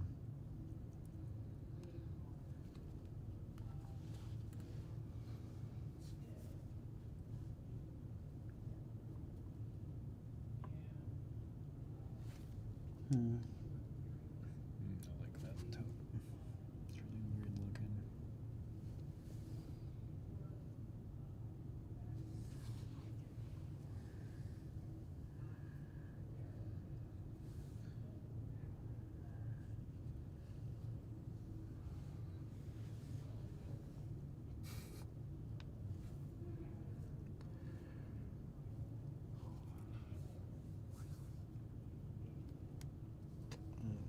I don't think I'm going to be able to stop you, but Yeah, I think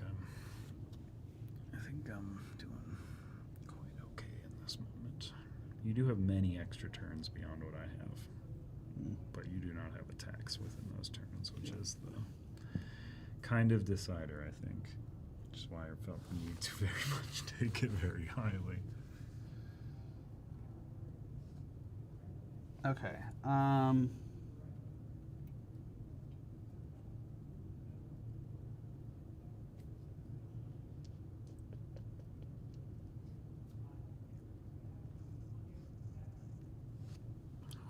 tummy, the hunger is beginning to set in. Been getting these ones. They're pretty good. These emails to my inbox. So I should probably take this person up. So it's from Itea Rave, RE. So they're replying to me. Obviously, I must have inquired with them. Insight for your creative Andrew. Hey Andrew, no need for a meeting. We'll give you a 14-day trial of Uplifted, where it will track every hook, scene, concept, and CTA across your creatives with the exact revenue it drove. All right. I'm going to go like this. I'm going to pop 2 more guys down here. Yep. Oh, I wish you had to do a thing before I had to make all my decisions. Let's make a man. A shad. These are so shad. And then let's exeduce. But where? But where? That seems correct. Make it very annoying. Spread all over the place. All right. Oh, and then 2 to place a totem. Place a totem. Where though? Where?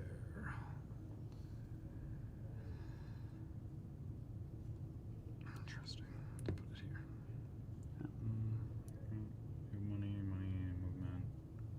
Put it here.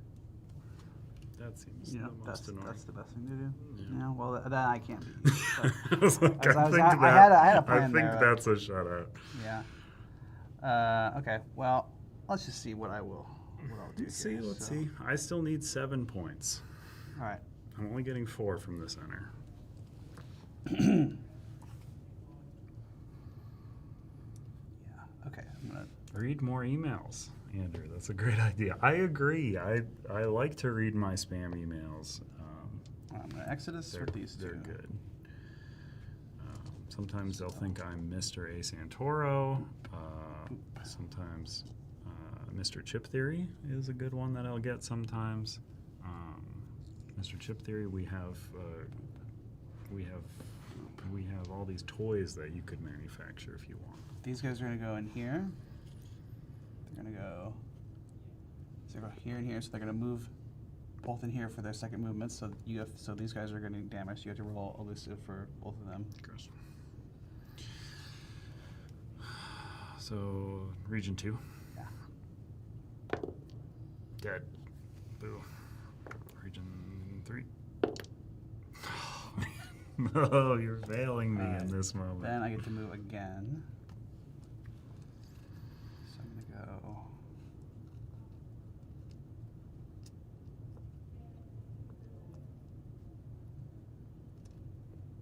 So right now you're getting 4, 5, 6, 7, 8. You need 7. I need 7 to win outright in this moment.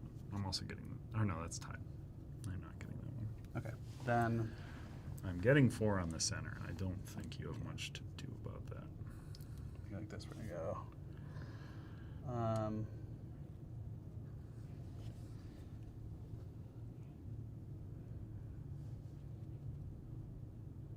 So we're gonna go like this. Hmm. And then we're gonna go like this. Here. I'll damage this guy. Or yeah, 'cause you don't have any stuff left, so. What are you damaging? Oh, sorry, this is not a cannon. This is that moving through. I should have Okay. stolen. I didn't realize you had money left still from before. But. I didn't have any money. All right. I'm a broke boy. Because now, you go 4, 5, 6. Yeah. All right. That's what I'll do. Okay. Okay, fine, whatever. Nobody. You get 2. Mm-hmm. You get 2. Yep. You get 2. Mm-hmm. I get 1. Mm-hmm. I get 1. Mm-hmm. Nobody. I get 4. Well, that's enough. Puts me at it's 29. 29. It's throwing you off that it's highlighted on the messed up. wrong Yeah, one. right. My real question is, why am I so bad at 20 strong? That is a good question to ask yourself, and oftentimes I find the result to be you're scared of using too many dice, or you're scared of taking damage, or it's Or it's you use different. too many It's something dice. Or different it's for e- each person. Yeah, it's either 'cause, you're scared of using too many dice, or you don't use enough dice. Yeah, it's important to view it oftentimes as both a dice chucker and a resource management game, where you do have to be managing the resources, but you also sometimes will have to overcommit. If you're struggling, don't choose guys with low strategy stat. Mhm. It seems like the least exciting of the stats because one keeps you alive and one gets your dice back, but strategy lets you use less dice. So it's like a better recovery stat sometimes in some instances. So those are my tip of the moments. Tip of the moment to you, my good lady.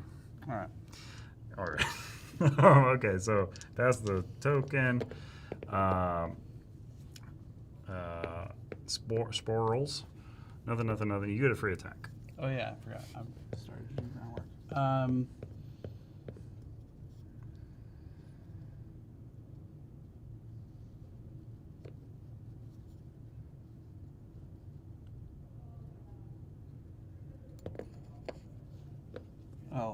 I'm gonna cannon here, and so Deal 2 then. bop, and then yeah. Boo. Roll Oh, your yeah. dang die. Is that considered all one instance of damage? So would this guy? I think you assign it one at a time, I believe. Okay. Because that's going to be like an FAQ thing for sure. So he does move. Put him in there, yeah. Yeah. Because now I dominate that region. do your I thing. dominate it. Oh, I didn't even. Yeah, I completely forgot. Okay, so I get a money. Presumably, yes. And then I get a free deploy. But where to? But where to? Feel like baby at all. I'm gonna put it there, I think. Okay. And then groundwork. Put your 2 I out. did my stuff already. Get a money. Roll a gray die. That was the assault. Check the tapes.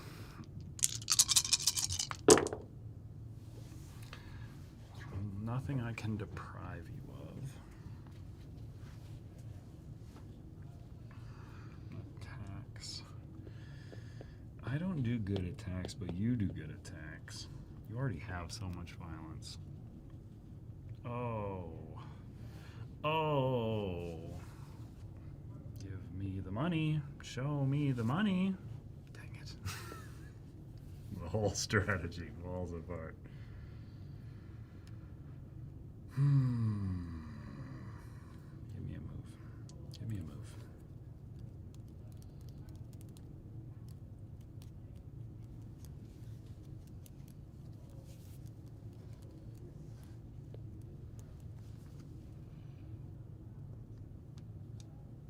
Okay. I'm up a foist. Ba-ba-da-ba-ba-ba-ba-ba.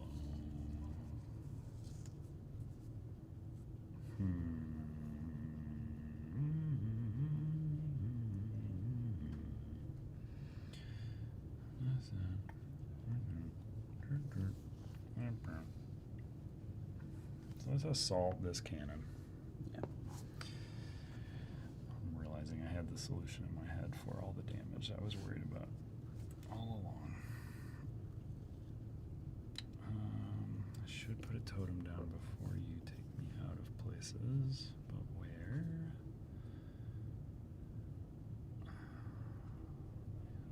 I might do that after I do something else.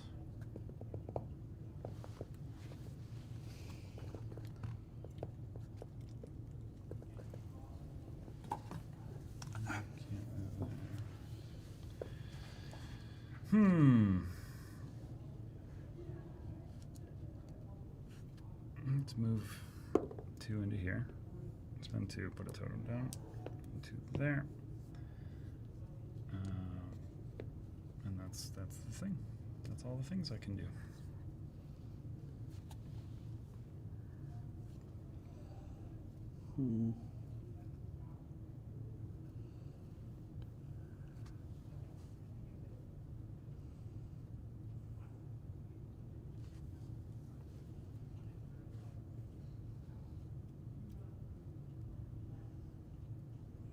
Yeah, I don't think there's anything good here. I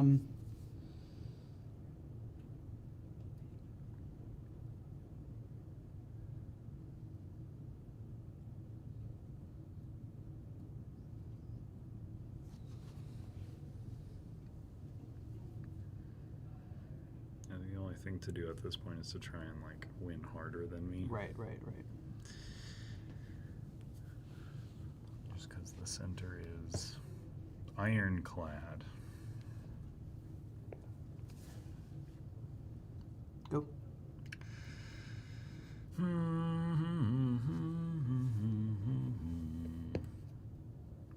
Exodus, I think, is a good idea. Still tie this.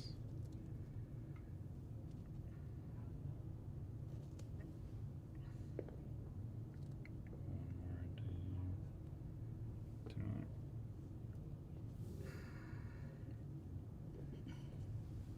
I'll just not. I'll do that guy there instead. Okay.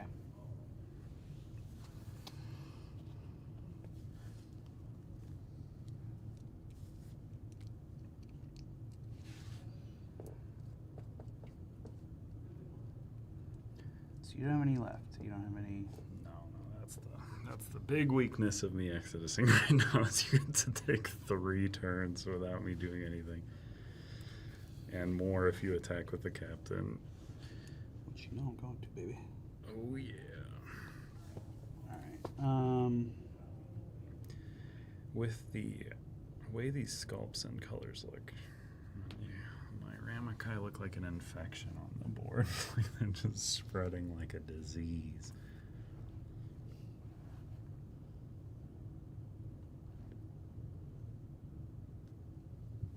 Okay. I'll take my turn, I'll pass. I don't get that option. Okay. Do you know the forest will outlast us all? And that the way to victory is to take root, to stand steadfast, Maybe I wrote that. and to become as resilient as the trees around us. Looks quite treeless here, but there's some like in that corner. I just got there. All right. I'm gonna attack in this region. Sure. Use your elusive thingy. Elusive thingy. Boo. Dead. So I get to re-roll this die now and use the bonus as a bonus action because I'm my captain. You've That's gotten the do a move. move. That's Okay. gross. That's a good one. Oh,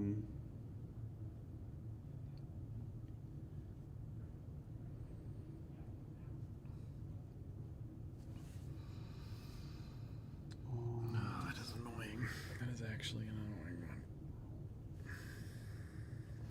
I'll move here, Yep. here. Yep. So Come on.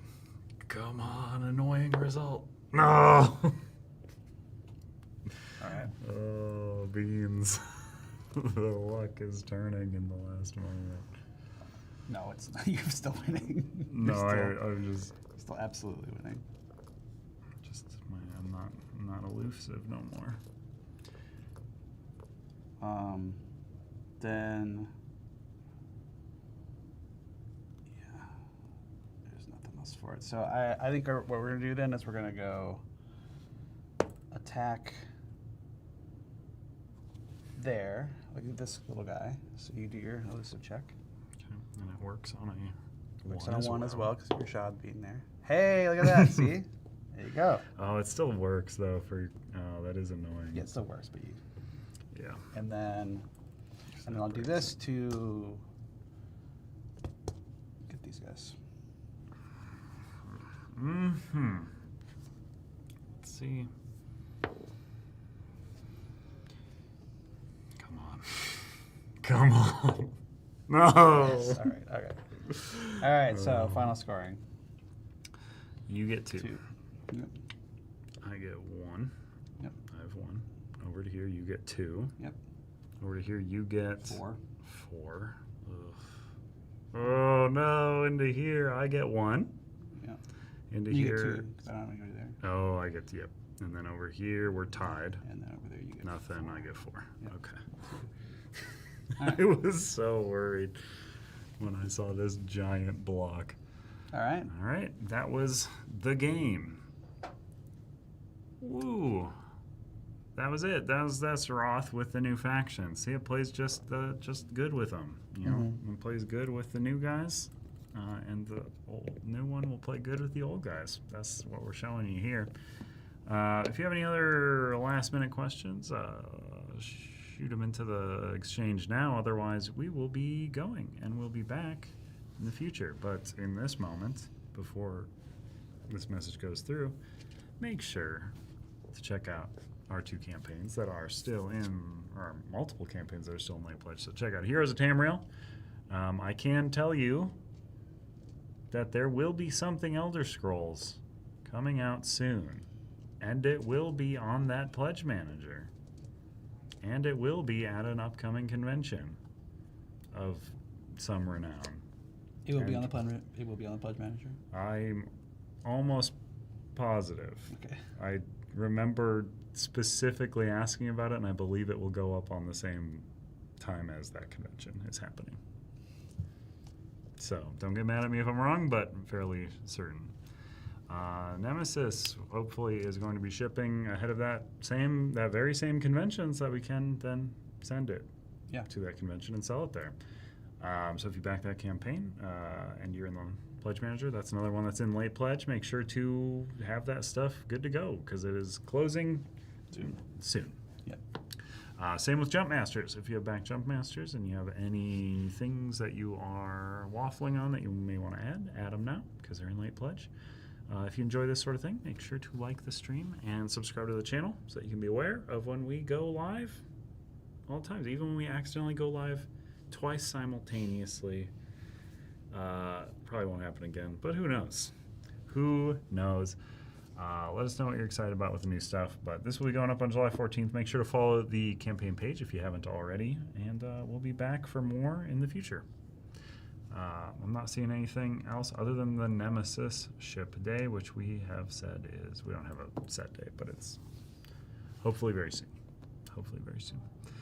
Thanks so much for watching. I'm going to awkwardly walk behind the computer and turn it off while Ryan dances. Yep. Goodbye. Ba, ba, ba, ba, ba, da, ba, ba. Bye, everybody.